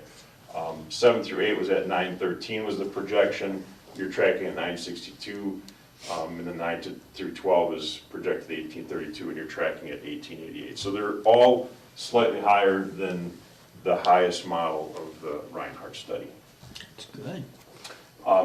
I will commend that she did a nice job with COVID, that she actually was getting this target. We see the demographic information during COVID was going all over the map. Her numbers are actually holding true, not that she could have predicted that, but she's been in the 2 to 5% level of differentiation, which is pretty respectable. So this information has been valuable, that it's been tracking on course. So that's really it. The 2 yellow columns are yet to be. Those are future enrollments this coming year and then the year following. And even in the highest model, which is the scenario 4, you're still trending down slightly. So another 50, a little less than 50, and then going into next year somewhere in the 80-ish. Don't we have that data for 23, 24 right now? You may have close to that data, because we could count the cohorts coming through. It's just the kindergarten might be, I don't know if you had your kindergarten roundup and things like that, but that would be the only potential anomaly. A stupid question. What are the 4 different projections? I mean, they all look similar, and yet it says low to high, low to high, low. What's the difference? So I'm not a demographer, but I'll take a shot at this. It's looking at your kindergarten counts and your migration. So what they basically look at is birth rates for the county, and then and for your district. But it's looking at outbound students and what's trending outbound and what's coming in at the K level. And then she runs it in different scenarios, like high migration, lower K entry, low migration, higher K entry, and then the high and the high are where you'd have, this actually wouldn't necessarily be the highest one, but it is in this case, assuming that you got more kindergartens coming in than migrating out. So that's the terminology. I don't know exactly how our formulas work that in. But even in the highs, we're still going down. Correct, yeah, which is, and that's trending pretty close. Sounds like our state population. No, this is the state population. I know, it's following state, yes, population. It's mirror, mirror. Yeah, you're not alone, by it. Yes. So, again, I don't know if there's more questions on this, but this is just the graphic representation of how we tracked classroom use and what was teaching stations. You can see the gyms are counted as 2 teaching stations each, and the pool a 5th, and for that, your athletic wing. I will jump to, I'll just give you one example. All the elementaries are in the report, but just to give you a sense of how that gets calculated, we take the grades 1 and 2 and track it to the 25 cap on the classrooms, and then the grades 3 through 6 at the 26 student cap, which gives us an overall capacity. And that doesn't get adjusted for efficiency because that assumes every classroom can be full. And they're in that classroom, they're not going from classroom to classroom for electives and other courses. So this is a little easier of a calculation. And then anything that has the blue dots is dedicated to a self-contained or a pull-out special needs that does not gain you general ed students. So the rest of are in the report, but it's very similar process for the rest of the elementary schools. Mr. Thompson, did I ever get to answer your question? You gave me enough information to get close, right? Okay. So based on, because one of the thoughts, right, and some of the concerns is utilizing those portables. And if we can get into a position where we're not utilizing those portables, that's a better situation overall. So what does that really bring in? So if you're looking at the numbers where you could fit 1578 versus 1,444, there's 134 spots of flex basically off of that. So then you have the opportunity, we don't use those and we have more students per classroom, or we potentially utilize that and we could lower 26 classrooms to have 30 students or somewhere in between. Sure. Yep. The only way I can describe it is in my head is you've got a jar, you're filling it up with marbles that are there, and they may go different spots, but I still want to know how full each of those classrooms with actual students versus the whole school. Yes, they will fit, but can they move around? What are we really looking like? Yes, we're allowed to have 35 students in there, but what if that changes? We want that number to be low if we can. Sure. And we are trending that way, but what does the day-to-day kind of look to be? And I'm just running numbers in my head poorly to figure that out. But and there's a few variables you could play with as far as adding or subtracting teaching stations from the count, but also can you get more efficient? Can you get to 6 out of 7 every classroom of the day? Mm-hmm. That frees up. Usually the way to do that is you create planning centers for your staff that they don't necessarily own their classroom, so to speak. They would move out of their classroom to have planning centers and things like, so that's another way to get out utilization. No, I mean. Along the same lines as what Mr. Thompson was talking about, I believe you said at the beginning that there were an additional 5 classes that you would be adding in to get that capacity to where you said, but then McChesney is losing 5 classes. So just McChesney is losing 5 classrooms. You're adding 5 classrooms, but putting all of the 6th graders from the district. Yeah, you're freeing up, because of 6th grade exits McChesney, the kids coming in for 6th grade now are going to McChesney, so those dedicated classrooms are now available to take some pressure off, to try to get, well, it's one use of it, but when we're looking at classroom use in the 87 to 97%, that puts some stress on the building to be that full. So by freeing up some classrooms, you could start to bring these numbers down a little bit, and then it's really up to the district how you want to use that space. I'm sure there's ideas from a curriculum standpoint, but 2 to 3 classrooms at most buildings I'm sure will fill up very quickly, or to give you some flexibility if you've got a high cohort coming in like the 2nd grade that you would be able to spread out a little bit and flex into some of those spaces. But that wasn't something that we studied, was how do they get used. And we currently have some elementary schools over capacity? Nothing's over capacity. They're Okay. getting in that high. So often those percentages Center's at though, 97. are I get to give you some because we stories. filled in those classrooms. Gotcha. If you use them as students, you can fit a lot more students in, but they're being utilized some other way. Or something. Yeah, that's for supper. Windsor. Windsor. There are some pinch points, yes, but Which would alleviate some of those for those schools as well. So. Dan, thank you. You did a good job of going through it and answering questions. Board members, do you have any other questions for Dan? No, thank you. This was studied helpful. this thing for like Yeah, hours. I studied this for hours. And that's exactly your presentation then digs up more questions of like, oh, I'm looking at it a different way. So thank you. Absolutely, thank you. Thank you, sir. I'm sure we'll be There's talking actually, again. this is, what is your field of study that you're into this? You said you're not a demographer, what is your? No, Are you a math well, we're an major? architecture and engineering firm.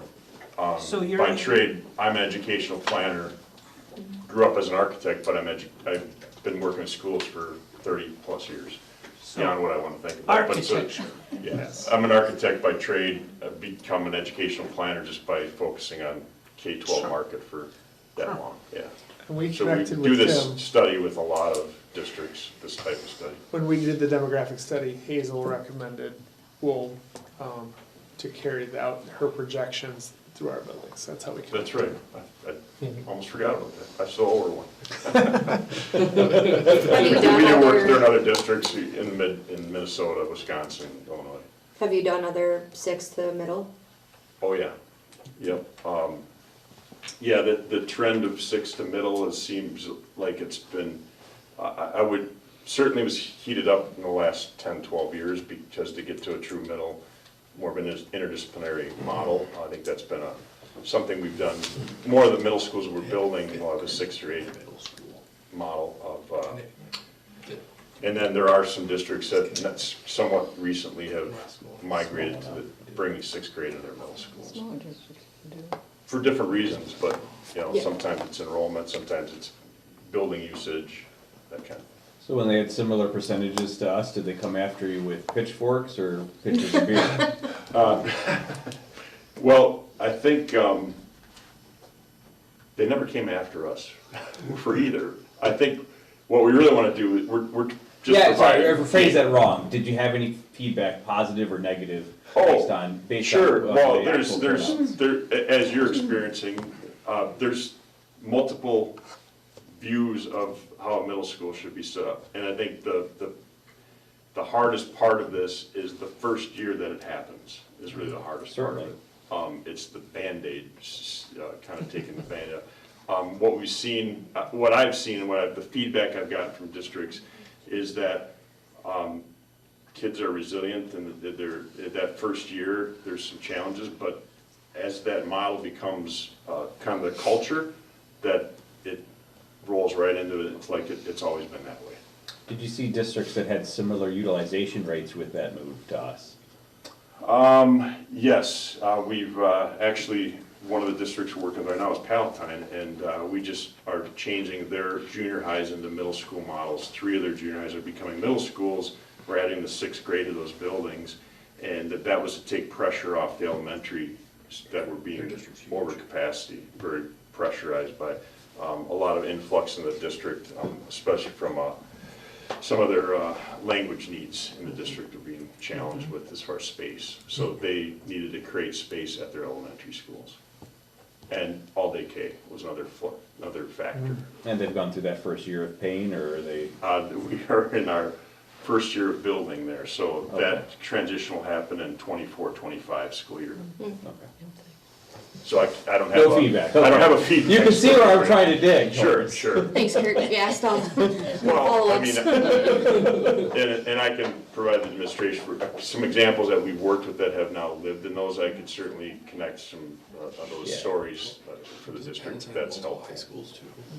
I mean, that's a harder comparison. I would just, Yeah, don't they have multiple high schools in Palatine too, and like? They do, but we're working the K district. Okay. But they do have 4 or 5 high schools. So that's a large district. It is. I think it's maybe second biggest in the K in the state. Okay. I was just curious why we brought that district up, 'cause it's. Oh, similar percentages, Yeah. I think. I guess percentage-wise, Yeah, yes, I not just- actual, no, okay, I can get that. I just wanna see is when seeing how much headspace we really have with this, and seeing where it's going, the numbers show this, but real life was, oh, we're okay, we can move around, there's still success, or it's, how many people do you fill in an elevator? Like, Hey, Dan, just to be clear for the audience that's looking on, you did the original, study in 2020 Yeah. as well, correct? Yes, we did. Right. Thank you. yeah, thank you. Thanks, Thank you. appreciate it. Clear. All right, we have one more piece to this. We want to share. If it's clear to you.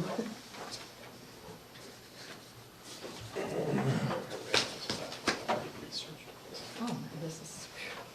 All right, so this is where, when we talk about impact on our teaching staff, so FTE and the costings, as you can see, and I don't want to block anyone's way, looking far to my left, number of positions that we're looking at, -3 certified staff, 1 assistant principal will be adding. As you can see, as we go across, you can see the salaries, the benefits, the costs and the savings. 11 athletic coaches, 1 supervisory aide, 0.4 athletic director, 0 right now with food service. You see here where we get those numbers as well. 6th grade teachers, -18, but 6th grade teachers that will move, 7 interventionists, 2 elective teachers, PDS, MTSS, counselors, social workers, art, music, PE, and that's where we get the number -3. We look at our consumables as well, that's where we're looking at unemployment. Hopefully we don't need that, but that's where it is right now. And then obviously we would have to have lockers to the building currently. So we're looking at a cost of $30,000, there for lockers. And so that's our FTEs and our current costing right now.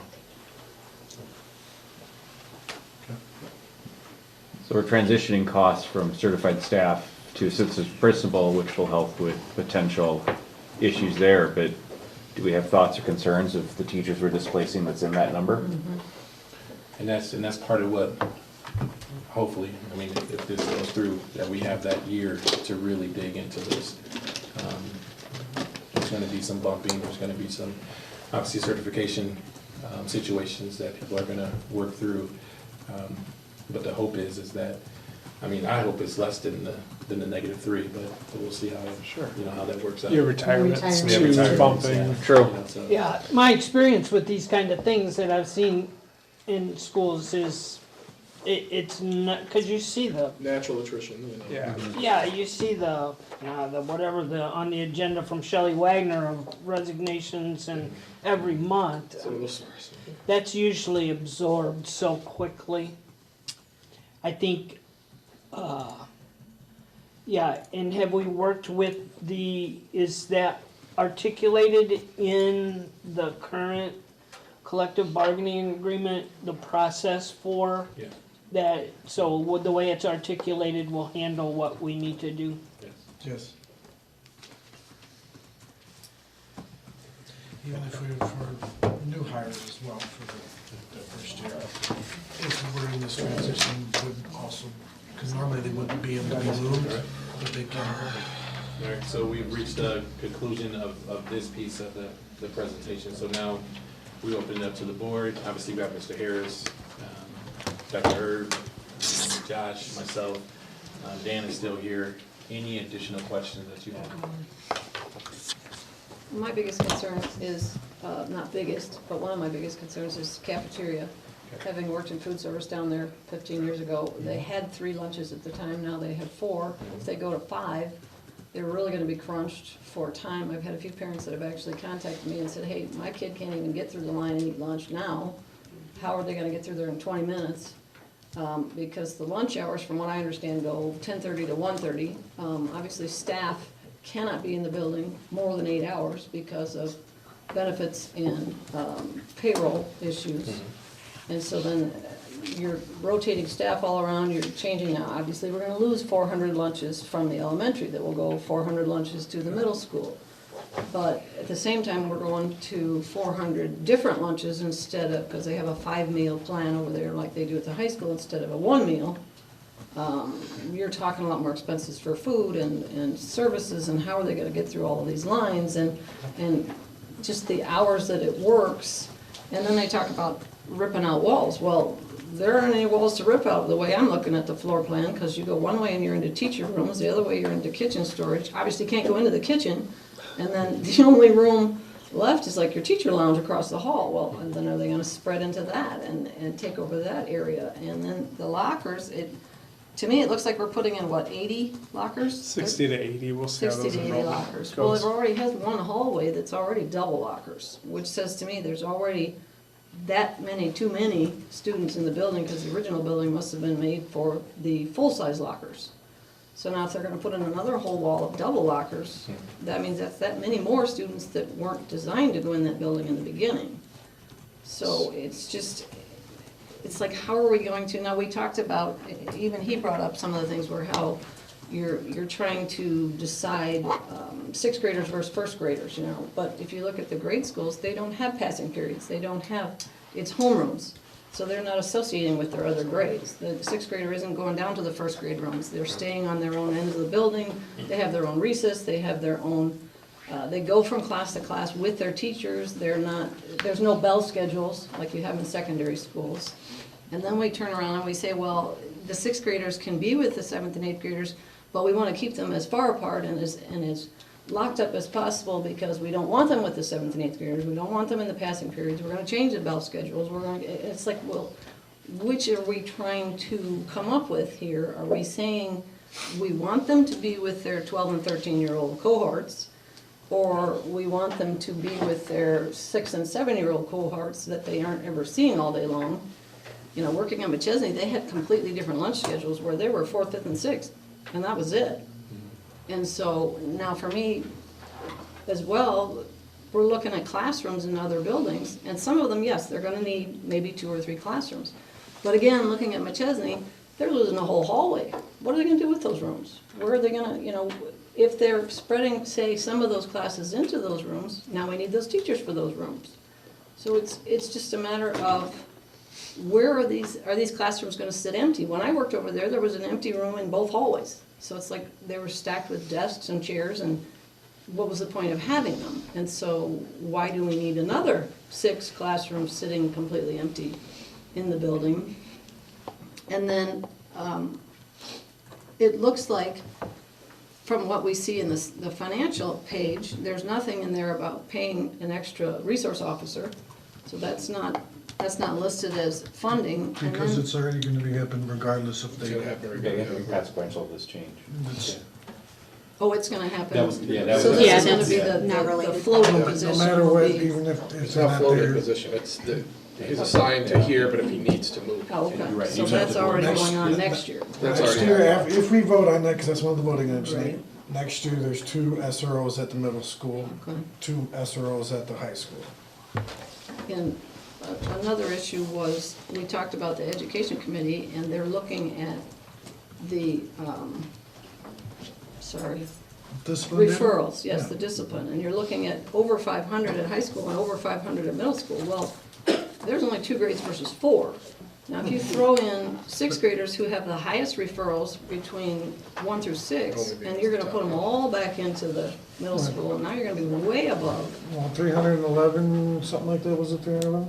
400. 311 So now you're 311 and like- 288 were 6th graders.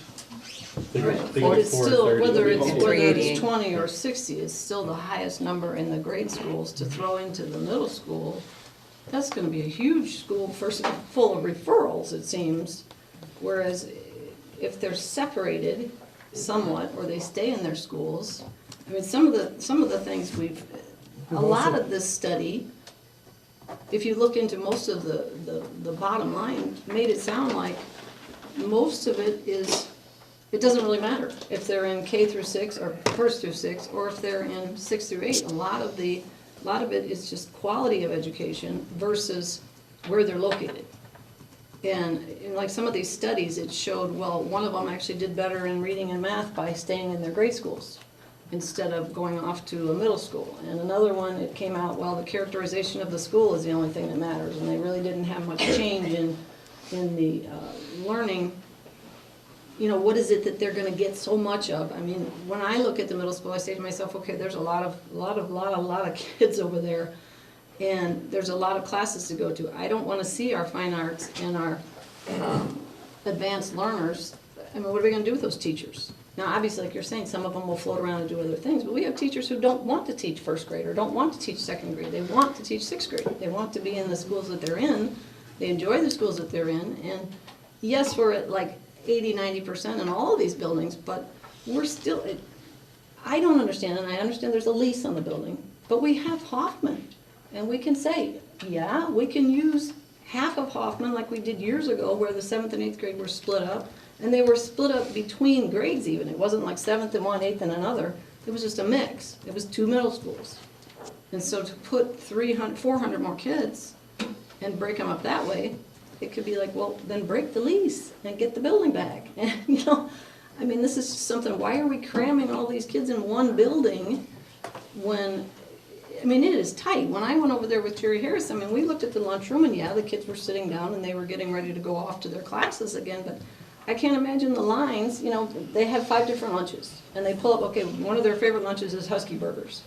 And they're all gonna get, you're gonna have, you know, 5 lunches of 400 kids who are all standing in one line. They're gonna have to finally tell them, no, you can't have that lunch today. You gotta get in another line because class is gonna start again. Why? I mean, let them go later in the next year when they can, when there's less of them, they're not so crowded, and it's just, to me, you're looking at $2,000. All of this work, all of this moving. I don't think this is about money. No, and that's what I'm saying. Financially, moot point. It's just to Financially, me, I don't if think it's- this is anything No, about but it. if you're looking at it, Can I, Rebecca, real quick, because Sure. you made some points that I also looked at. One thing I want to take into consideration is McChesney is kind of an anomaly. It was a middle school. So thing about Harlem as a district and not having sub-districts like some of our surrounding districts is that you start in a very different socioeconomical area, and as you go through our district, socioeconomical changes. So McChesney's experience, though it is valid, very different from a Windsor, a Loves Park, a Rock Cut, a Maple. So that's where equity comes in, right? Are all of our elementary school kids getting the same experience? Right now, they're not. So just to that, and I'm not saying one's right or one's wrong, but I also went down that pathway of like, why, right? We're all asking why. You know, another, you know, I agree with you. ALP and fine arts, I have talked to Terrell, and I think there are things we can do there. I think there's ways we can beef up those programs. And that's not even coming from a moving 6th grade to middle school. That's coming from feedback based off of current programming, right? And when they go to 7th grade. I don't think the ALP kids are being challenged in the way that they need to be, and we gotta look at that, right? So I get what you're saying. It's just our district is so hard because it's not apples and apples. It's apples and oranges. So the elementary experience, it changes so drastically, and that's why I tried to hit one in every level of that, you know what I mean? So I think there's thank you for bringing up your points, and I think there's plus or minuses. Sorry to be your devil's advocate. That's all right. But I just wanted to bring the other side of the coin to the table. And that's fine. The biggest thing, I think, another one is that we have, if you go with 7 buildings, and even if you assume just 2 6th grade teachers per building, that's 14 teachers. What are we gonna do with those 7 teachers that now, who's gonna decide what 7 teachers are going to middle school? Are we just gonna pick the ones that automatically have the certification? Or are we gonna say, well, the rest of you guys are out of luck, you're gonna have to stay at your grade schools and find something to do? Are we going to say, is the district gonna say, hey, we want to help you get your certification, we're gonna pay for it, we're gonna assist you in paying for it, we're gonna say, hey, it's out of your own pocket, or, you know, go to another district and work with a grade school. it seems like there's a massive staff increase that, you know, now we need another assistant principal, and now we need another counselor and another, and Would that be the it's same just- if you said, well, if we take Hoffman back and use Hoffman, we would have to do the same exact thing? Yes, but then Hoffman is a little bit more breathing space for these kids to not If be. you're still adding, you saw them. Oh, I understand. Yeah. So- I understand. It gets And higher, there's unfortunately. some, it kind of goes This both is the extra level of ways. support that these sixth graders are Right. getting now. Now, when I looked through the things at the back where it shows how kids, you know, how they grow, how they learn, how they understand, you know, they say, okay, well, your 11 to 13-year-olds are more like each other and than your 10 and 11-year-olds, but they all similarly look at the same issues. They both need recess, they both need rest periods, they both need a lot of higher thought process. They're not gonna get recess anymore in middle school, it's gone. No, it's gym. Well, yeah, but they have gym class at grade school as well, and then they have recess every day. Twice a week, and not every day. But they have recess every day. They have recess with lunch every single day. Sometimes, I get it, but I it's understand, not but the it's same. it's the not versus apples of every day versus not every day. And so, I mean, and in middle school, there's none. There's no recess other than gym, and that's a class. That's not specifically go out, do what you want, have a good time for 30 minutes and come back. And this is regimented, run 3 miles, you know, or something ridiculous like that. But I'm just seeing so many little red flags that just say, hey, there's a lot more. Maybe take 3 grades over there for 6th grade and see how that works instead of, you know, pick 3 schools that are at the highest and say, hey, take that. Completely different curriculum. Right, and I Yeah. So that understand can't that, work. but then you It's could all or even, none, unfortunately. you're getting Right, an the Kids equal would be testing of getting an kids. equal Right. Yeah, education. It can't, yeah. Are you under the impression that with recess being taken away, it would be a negative impact? Oh, I think for the 6th graders, definitely. I think that even Behaviorally? your behavior. But having it just- PE every day to, But even, like I say, it's a structured, I mean, PE. recess is always somewhat a- structured too. It's not go out there and act a fool. I mean, No, there's- I mean, but I they get it, it's a still- different structure, but it's- yeah. It's a release, it's a time where you can say to them, hey, go play, go let go of your stress, go let, you know, go work your lunch off, whatever, whereas PE, which comes in at different times, obviously for different times of the day, but you've got. So as far as the referrals, I feel like the referrals are being looked at as like, so the referral numbers we were given, what was it, like 480, 300 and some odd were 6th graders? We could look at that as a cry for help in either direction. We could look at that as a cry for help of 6th graders being in a elementary setting, and they really need to be in a middle school setting, or we could be looking at that being a cry for help for them, you know, being to stay in the elementary setting. And again, I'm playing devil's Oh, I advocate. understand. I've been where you've been. Do we think the referral problem, yes, it'll inflate the referrals at the middle school. Do we think the referral problem will be easier to tackle on one campus versus 7? I would think it's much easier on 7, because you've got 7 principals and 7 assistant principals, and a much lower quantity of students per building than it would be to have 450 kids all marching to the principal's office at the same time because of whatever may have happened or may not have happened. Now, granted, they're gonna have an extra assistant principal, but at the same time, that's a ton of kids to all go, okay, there was a big fight at school and 30 of them are all going to the office, where your typical elementary, you know, you get 2 kids fighting and they're going to the office, I'm so. gonna follow up with that. Do you not think that, so with what the referrals are for the 6th graders, are they gonna be, is that same behavior with more is that same behavior gonna continue on? Because we all know what it's like to be the top person on the totem pole, and, you know, the big dog is. Oh, yeah. And we also know what it's like to be that freshman walking into a high school. Right. We've all been there. So the question is that, you know, being the oldest in the school and being, you know what I mean, is that gonna change? Are those referral reasons even gonna be, are they gonna change? You know what I mean? There's going to be Yes, I a progression, because I know at the high school, there's more referrals for freshmen than there are for seniors. I mean, the older people that you're around, the quicker you tend to figure it out. Yeah, and I think a lot of it's an age thing, because you're talking 11 to 13-year-olds, they're starting puberty, they're starting, you know, their I mean, my cliques, middle they're school was starting their 5th through groups. 8th, so I Well, can even then. see it all. But at the I same can see it all time, then. it just. No, I know, it's it different seems like a world. very fighting area for even, and like we've heard before, the minute you walk in the door, you've got, you know, who's the king of the hill and who's on both sides of the gender even, where it's just like, okay, she's the queen bee and he's the, you know, the king of the hill, and then it's like, okay, now we have to all file into this filing system of who's on top and who's on the bottom. But my biggest thing is we're leaving our teachers hanging, and it just,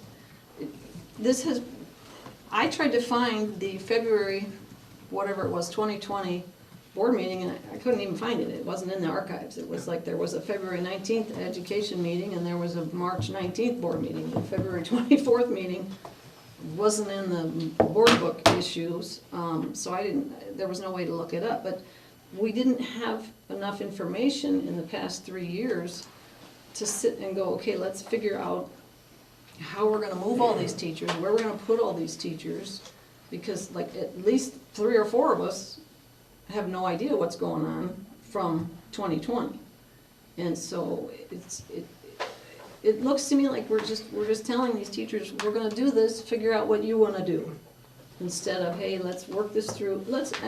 I wanna see a poll that goes out to our taxpayers, our parents, our students, our staff. I mean, to have a student even write us and say, please don't. That was the poll. I understand that, but. The election was the poll. I understand that, and they put us in office, they put us in office to say, hey, do what's best for us and take input from us.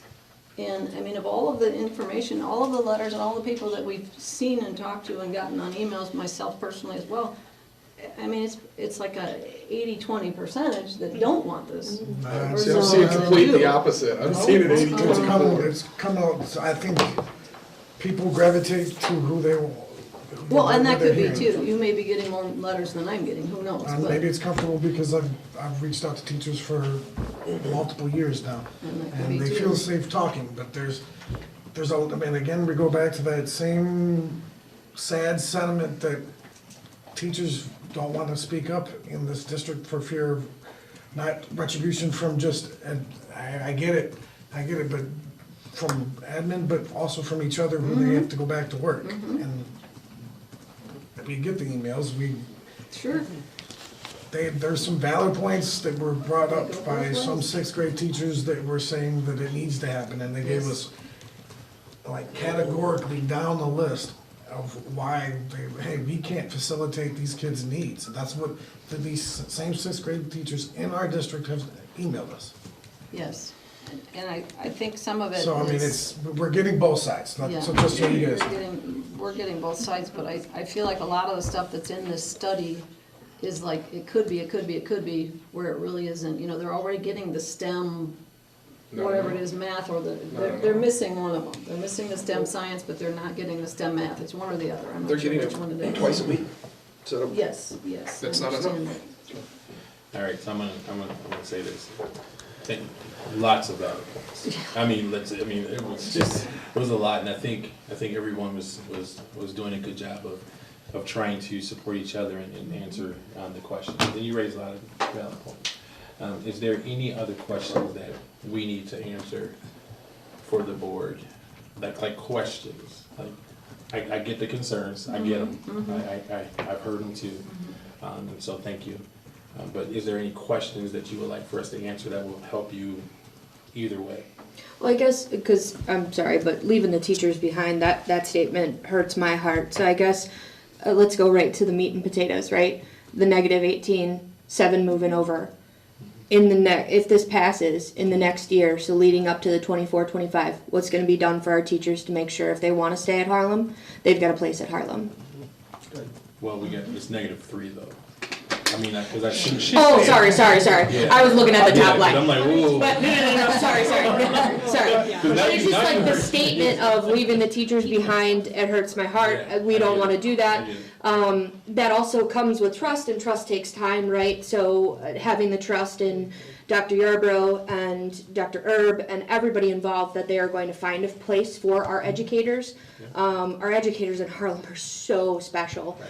So what are we going to do to make sure everybody's got a spot? And because I'm sure you've thought about that. And that's where we work together, as an admin team, but also, I don't mean to point to union, like as a union as well, and we work together, for that. I mean, I come from a perspective of, I remember when I was principal at H9 and we had to cut like 30 positions, and one of them was my wife, right? And Yeah. so I don't want to do that to our staff. I don't want Yeah, that, right? absolutely. So we're going to do everything that we can to obviously support, you know, our staff and our teachers and try to figure out just where they land. And two, I mean, I just think that we have an awesome, I call it family, because I believe that, like, we're going to work together. If teachers come to us and say, okay, well, my certification and I need help working this or that, or how to get there, we're gonna find a way to do it. We've always done it. I mean, we just have. And so. Do we have an idea of that certification? We don't, Like, but I don't know the numbers yet. I don't know Okay. who, if the vote goes that way, right? Now the next step, obvious, is teachers are now talking with us, HRs, looking at it, things like that nature, because we gotta figure it out, because like you said, I think you said it, you may have some teachers who are like, well, I'm a 6th grade teacher right now, but I don't wanna go to middle school, so I can teach 5th grade, 4th grade, and if I can't, I'm gonna try to get that certification. I don't know, right? Or you have some 6th grade teachers, because I've heard from them, yeah, I'm going to, I wanna go to the middle school, right? And so it really just depends on the teacher situation, right?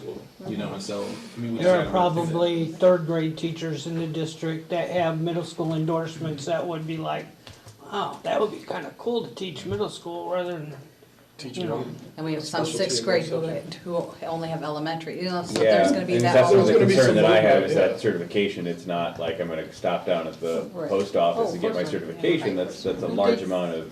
Yeah, Depends on but Colorado to State. answer your question though, when I hear leaving teachers Colorado State hanging, that hurts me too. And I know that's not how Rebecca meant it, Well, no, of like course that. not. But- No, that but was we not, need to- please don't take it as Right, a yeah, layoff. and I didn't take it like Right. that, No, no, no. but we need to be cognitive of that. And you're right for pointing that out. And so that's what we've been talking about as well, so, yeah.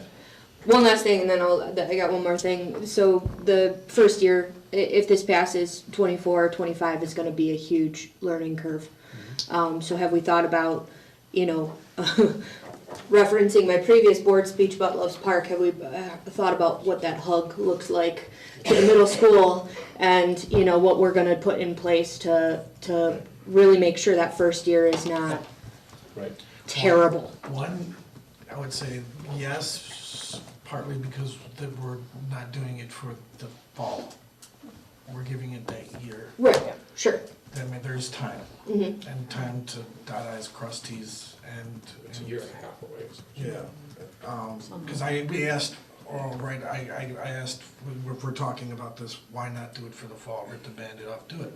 And, Yeah. well, no, believe me, this is naive, like, why not? Yeah. I'm a business person, let's do it, like, you go to the growing pains, why not? Going through all this, hearing this, it needs time. It has to be time.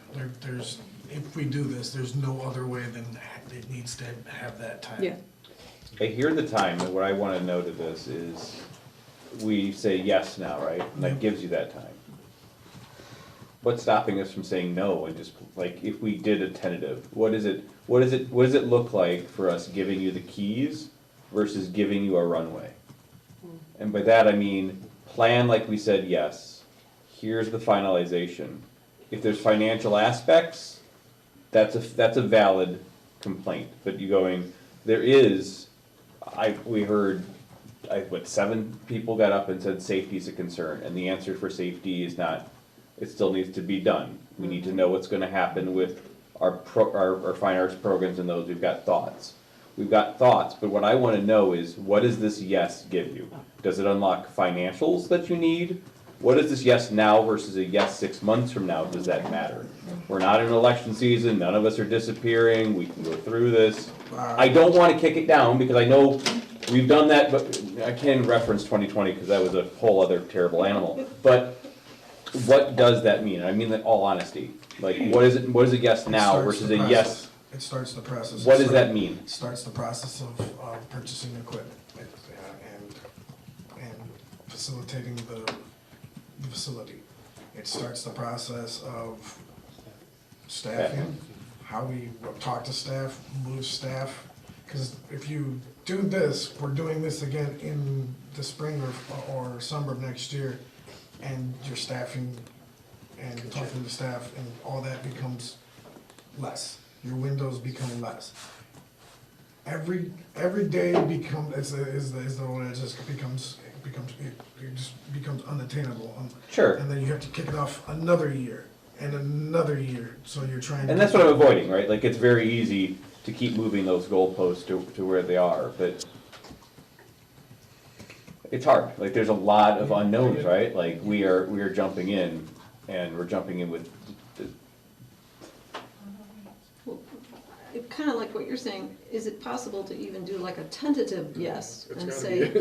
you know, and be like, okay, now let's go for that year and do like your utilization and your teachers and your certification. And I wouldn't even say let's a pull year all would be this. tough, but even 6 months or something for the summer going, here is the finalized. Larry, I love the hand. Well, they taught me that on Google Meets. It was very effective. So, I really appreciated the way that Dr. Yarborough started the whole program with the why, because that's what's important, Yeah. is the why. Why are we even doing this? Why are we even talking about this? There has to be a why. And I want to make sure, I know it mentioned academics in there. I think that was your fourth point. I really would like to see that as the first point, is to Yeah. have, this should lead to some sort of an academic gain. That our students should be more proficient in English and language arts and math as a result of this movement. So that's the first thing, is that the academic portion of it. And I think Ms. Carlson really articulated many things that I didn't even put together in my little brain, but I too look at that utilization, and it does kind of concern me that we're only really adding 5 classrooms, but there's a lot more than 5 classrooms worth of 6th graders in the school district, and that we're actually reducing the number of special education classrooms by 1, but I know that there are special education students in the 6th grade. So, like Mr. Thompson, I guess parallel to what Mr. Thompson is saying is, to me, again, the benefits, the why, okay, I can buy the why.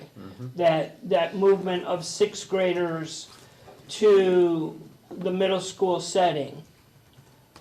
But I think the what and the how is something that requires lots of thoughtful planning and involvement of stakeholders and a very specific plan, not just what, but how. And I think that rather than throwing, if we say yes to the movement of 6th graders into the middle school concept, I think we need to lead with the what are we going to do when we do that? What is going to lead to academic benefit? What is going to lead to social emotional benefit? What is going to lead to elevating, like Ms. Hastings said, because yeah, we're a very good school district. We want to keep making it great. We want to keep moving that good to great. So what are we going to do? What are those things going to do? And then get to the how are we going to do that?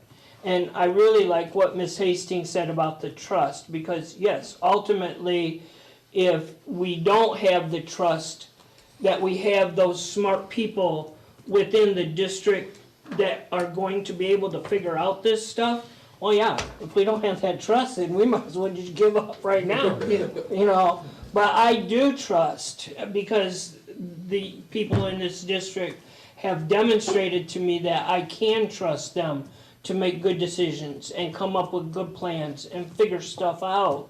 And we can keep moving that bar from good to gooder to great. To gooder? Gooder. Gooder. Perfect. Are the portables being used at this point, or are they just locked up sitting on the property somewhere? Mr. Harris, what are you using the portables for right now? They're used for teachers. We have a conference room out here and we do PLCs. So now are we gonna take away some of their teaching? I mean, it sounds like it's gonna be more like a high school where the teachers kind of float and they have their own, but are they gonna have a space? You know, like he was saying in the thing, now, if they're gonna use 5 more classrooms, where are these teachers that are floating going to work on their work? In the team rooms, we have team rooms, and they will be able to have their team time, PLC time in there.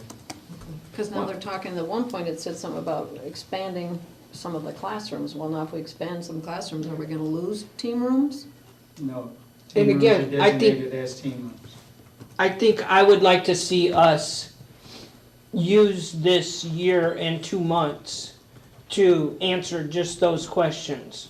And it might not look anything like when the class of 31 moves over to the middle school, it might not look anything like what we are thinking tonight. I would hope it doesn't look anything like what we're thinking tonight.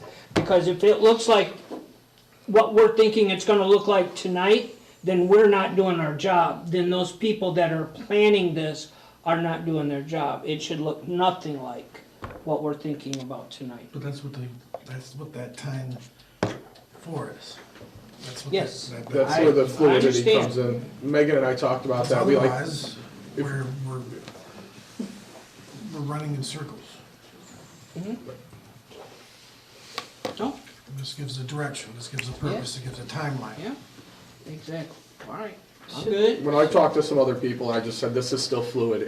There's still fluidity. None of us can stand up here and say, this is the way it needs to be done, because if it's not the right way it needs to be done for the teachers and the students, then I've agreed to talk with everybody else to move it to what's best. So I agree with you. What we're seeing right here isn't gonna be the end-all, say-all final.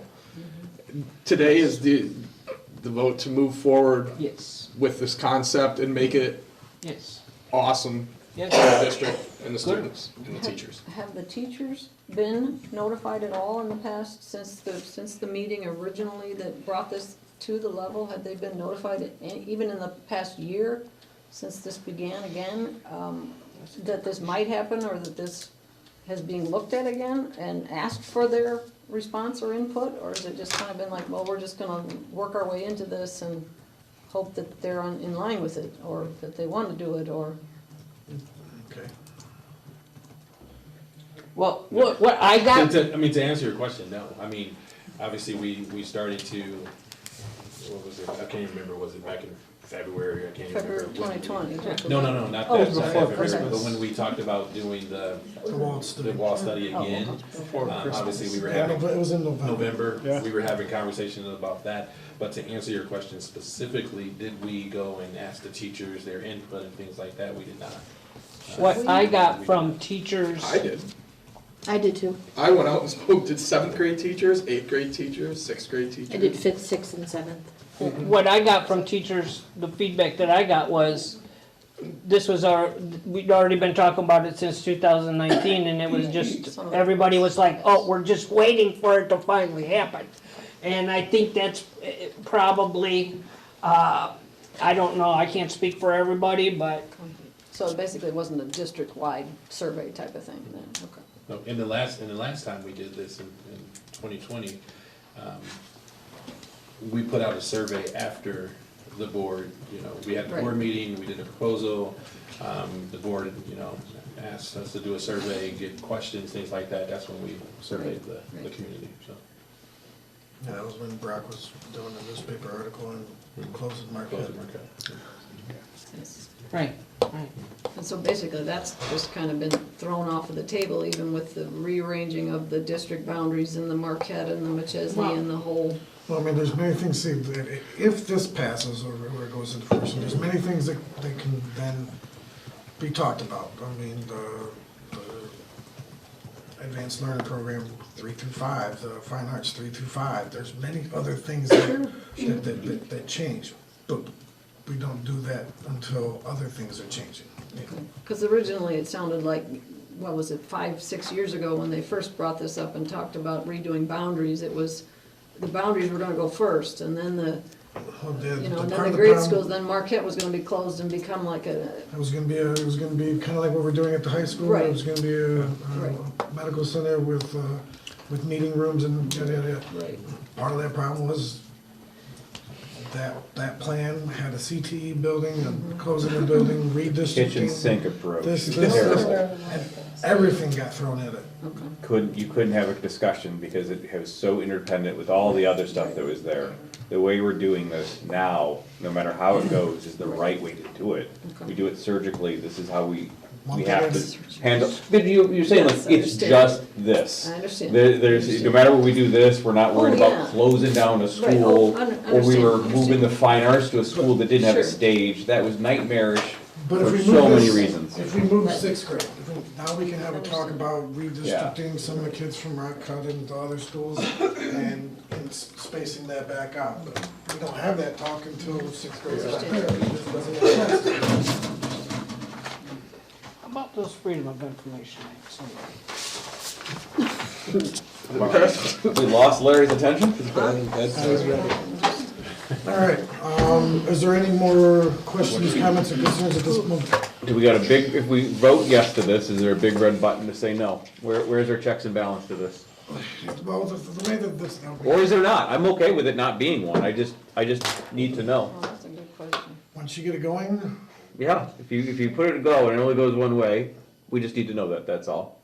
Has there been thought or consideration to the I guess, go, yeah, no, go? contingency of like, if something. the answer to that is easy as we're. It's not an easy answer. No, it is. It's an easy question to ask. You start the process, and if something unforeseeable that I can't say right now, then guess what? We have to bring it back. Yeah. That's the way it That's the works. fluidity that we Nothing, talked about nothing. that. There's a huge red flag that comes There's up. nothing that is 100% always, we've had this conversation many Yeah. times. So you're saying basically at any time we could say, hey, we're gonna have to pull the plug? If it's unviable, Right, right, unviable. okay, But we have to start it somewhere. right. It either starts or stops. It doesn't, I know I don't sit at the table, but I'm part of the process, and so one of the things though that I would ask you, because I'm starting to have some flashbacks from last time, is Yeah. if we could We already looked at articulate where that we stopped. contingency, because this is gonna be an immense amount of work for our team to But that's why do this, and so Yeah. if We vote yes. last time we spent a lot of time chasing our tail, and ultimately, we know what happened as a result of that, and so we have to specifically know what is it that we need to address in order for this red button to not be pushed, or whatever it may be, like, we just can't keep shooting at, like, because this is gonna take a lot Yeah. of time. Well, and a lot of work on that. I'm gonna say it right, the easiest thing in the book, safety is a concern. You're gonna be seeing the way that is next year at the middle school. I mean, that's key and point. If it's not the best situation, then, I mean, we're adding new variables to the middle school as we speak, correct? And as we do that, we can't, I mean, we have to see what those are now, what the fruits of those are. You know what I It's mean? gonna take 20 minutes just to approve your stuff. All right, but I would say, it would take if we do vote that, it's not going to be a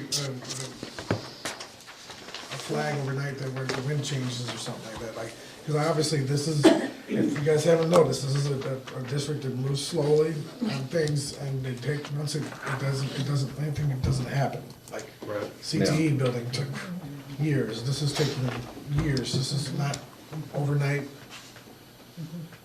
Okay, let's go to FOIAs. Let me run through those.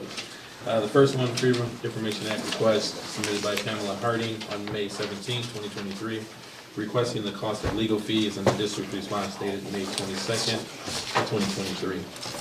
The next one, request submitted on May 23rd, 2023 by Williams Ingalls of WREX, requesting information on 2023 student conduct code violations for cheating and plagiarism for artificial intelligence, and a district response dated May 24th, 2023.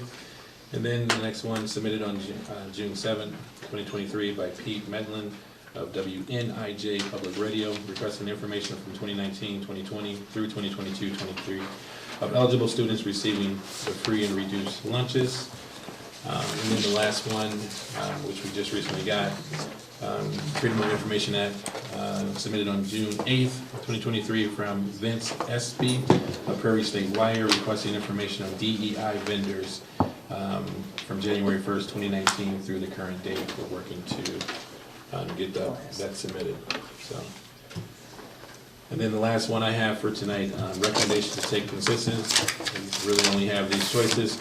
One, voting for the Northwestern Illinois Association Subregion 2 ballot, Executive Board for Sarah Moore, Winnebago County Special Education District Administrator, for Dennis Daly, Member at Large, Winnebago number 323, School Board Member. Vote for Sarah Moore, or write-in candidate.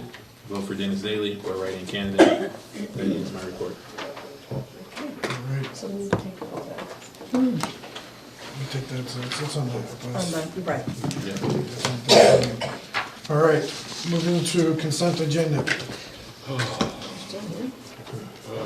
We gotta prove everything we just talked about. Yeah. All 3 hours of stuff we just talked about.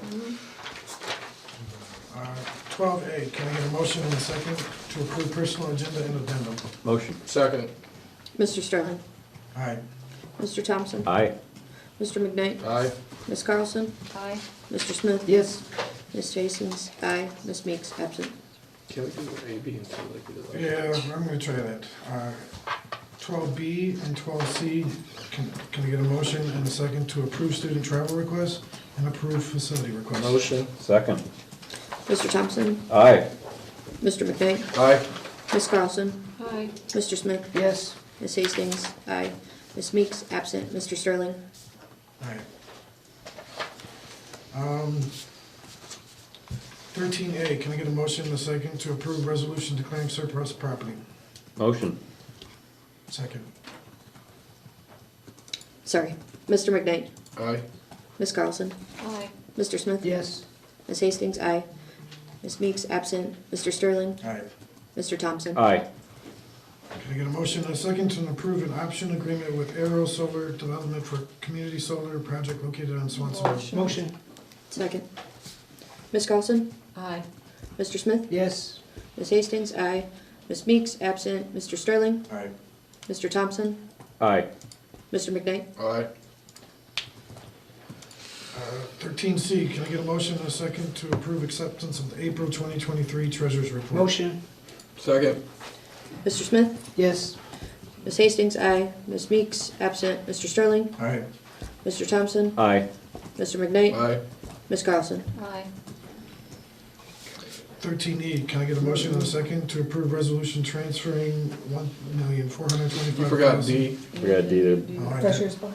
Sorry. So 13D, can I get a motion and a second to approve renewal quote for Treasurer's Bond FY24 with a limit of $18,500,000 at a cost of $11,720? Motion. Second. Ms. Hastings? Aye. Ms. Meeks, absent. Mr. Sterling? Aye. Mr. Thompson? Aye. Mr. McKnight? Aye. Mrs. Carlson? Aye. Mr. Smith? Yes. 13E, can I get a motion and a second to approve resolution transferring $1,425,000 from the educational fund to operations and maintenance fund and $200,000 from educational fund to transportation fund? Motion. Second. Ms. Meeks, absent. Mr. Sterling? Aye. Mr. Thompson? Aye. Mr. McKnight? Aye. Ms. Carlson? No. Mr. Smith? Yes. Ms. Hastings? Aye. 13F, can I get a motion and a second to approve resource officer agreement with the County of Winnebago for school resource officer services at the high school starting 2023-2024 school year continuing through 2028 through 2029? Motion. Second. Mr. Sterling? Aye. Mr. Thompson? Aye. Mr. McKnight? Aye. Ms. Carlson? Aye. Mr. Smith? Yes. Ms. Hastings? Aye. Ms. Meeks, absent. 13G, can I get a motion and a second to approve school resource officer agreement with the City of Loves Park for school resource officer services starting with the 2023-2024 school year? Motion. Second. Mr. Thompson? Aye. Mr. McKnight? Aye. Ms. Carlson? No. Mr. Smith? Yes. Ms. Hastings? Aye. Ms. Meeks, absent. Mr. Sterling? Aye. 13H, can I get a motion and a second to approve authorizing the administration to pursue intergovernmental agreement for the transfer of property to the city of Lowe's Park in accordance with the terms set forth in the letter of intent from the city of Lowe's Park dated May 30th, 2020? Motion. Second. Mr. McKnight? Aye. Ms. Carlson? Aye. Mr. Smith? Yes. Ms. Hastings? Aye. Ms. Meeks, absent. Mr. Sterling? Aye. Mr. Thompson? Aye. 13I, can I get a motion and a second to approve an agreement with Wilson Language for professional development training of Just Words curriculum at a cost of $16,280 funded by Idea Art? Motion. Double Second. Ms. Carlson? Aye. Mr. Smith? Yes. Ms. Hastings? Aye. Ms. Meeks, absent. Mr. Sterling? Aye. Mr. Thompson? Aye. Mr. McKnight? Yes. 13J, can I get a motion and a second to approve agreement with Aspire for teacher online course training subscription for a total cost of $50,400 funded by ESSER 3 and Title II grant? Motion. Second. Mr. Smith? Yes. Ms. Hastings? Aye. Ms. Meeks, absent. Mr. Sterling? Yes. Mr. Thompson? Aye. Mr. McKnight? Aye. Ms. Carlson? Aye. 13K, can I get a motion and a second to approve acceptance of the intergovernmental agreement with the Illinois Department of Healthcare and Family Services regarding reimbursement of expenditures for the school-based health service program? Motion. I've got Smith first. Sorry. Second. Ms. Hastings? Aye. Ms. Meeks, absent. Mr. Sterling? Aye. Mr. Thompson? Aye. Mr. McKnight? Aye. Ms. Carlson? Aye. Mr. Smith? Yes. Can I get a motion and a second to approve the CSBO to lock natural gas price? Motion. Second. Ms. Meeks, absent. Mr. Sterling? Aye. Mr. Thompson? Aye. Mr. McKnight? Yes. Ms. Carlson? Aye. Mr. Smith? Yes. Mrs. Hastings? Aye. 13M, can I get a motion and a second to approve a floating grounds position? Motion. Second. Mr. Sterling? Aye. Mr. Thompson? Aye. Mr. McKnight? Aye. Ms. Carlson? Aye. Mr. Smith? Yes. Ms. Hastings? Aye. Ms. Meeks, absent. Can I get a motion and a second to approve agreement with Gallagher Benefit Services, Inc. for consulting services from July 2023 to June 30th, 2026? Yes. Motion. Second. Mr. Thompson? Aye. Mr. McKnight? Aye. Ms. Carlson? Aye. Mr. Smith? Yes. Ms. Hastings? Aye. Ms. Meeks, absent. Mr. Sterling? Aye. Can I get a motion and a second to approve agreement with Regional Office of Education to provide professional services to address student engagement at the high school not to exceed $33,800 funded by Post-Secondary Success Grant? Motion. Second. Mr. McKnight? Aye. Ms. Carlson? Aye. Mr. Smith? Yes. Ms. Hastings? Aye. Ms. Meeks, absent. Mr. Sterling? Aye. Mr. Thompson? Aye. Can I get a motion and a second to approve an agreement with the I already said that, sorry.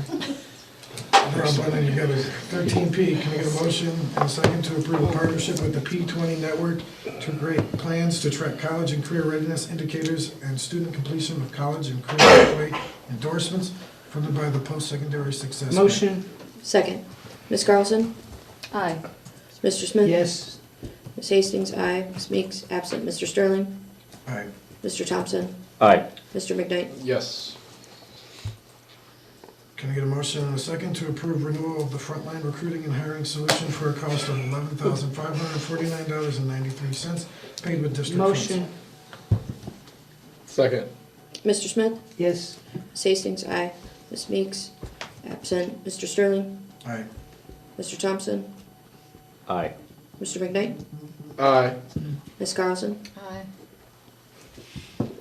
Can I get a motion and a second to approve an agreement with the Incident IQ to provide help desk and asset management software for three-year contract at a total cost of $42,182.21 paid with district funds? Motion. Second. Ms. Hastings? Aye. Ms. Meeks, absent. Mr. Sterling? Aye. Mr. Thompson? Aye. Mr. McKnight? Aye. Ms. Carlson? Aye. Mr. Smith? Yes. Can I get a motion and a second to approve a one-year contract with Vertiv Corporation for $5,833.58 paid with district funds? Motion. Second. Ms. Meeks, absent. Mr. Sterling? Aye. Mr. Thompson? Aye. Mr. McKnight? Aye. Ms. Carlson? Aye. Mr. Smith? Yes. Ms. Hastings? Aye. Do I start over? 'Cause I'm, okay. Should be. Can I get a motion and a second to approve the 2024-2025 facility utilization recommendation? Motion. Second. Mr. Sterling? Aye. Mr. Thompson?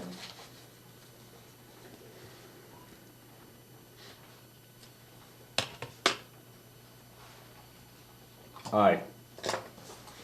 Mr. McKnight? Aye. Ms. Carlson? No. Mr. Smith? Yes. Ms. Hastings? Aye. Ms. Meeks, absent. 13U, can I get a motion and a second to approve formal consensus vote as taken for Northwestern Illinois Association Sub-Regional 2 Ballot Executive Board for Sarah Moore, Winnebago County Special Education District Administrator, Dennis Daly, Member at Large, Winnebago 323, School Board Member, or at this time you could have a write-in candidate. Motion. Second. Megan. No. No. Mr. Thompson? Aye. Mr. McKnight? Aye. Ms. Carlson? Aye. Mr. Smith? Abstain. Ms. Hastings? Aye. Ms. Meeks, absent. Mr. Sterling? Aye. For the two candidates, correct? That's correct. All right, announcements and discussion. Does anybody have anything further? Tell a story? No more stories. Not today. No. What about looking into a 4-day work week for the school district? My proposal is for a 13-month calendar. We can put that on the next one. Okay, we'll look into it. Can I get a motion and a second to adjourn? Motion. Second.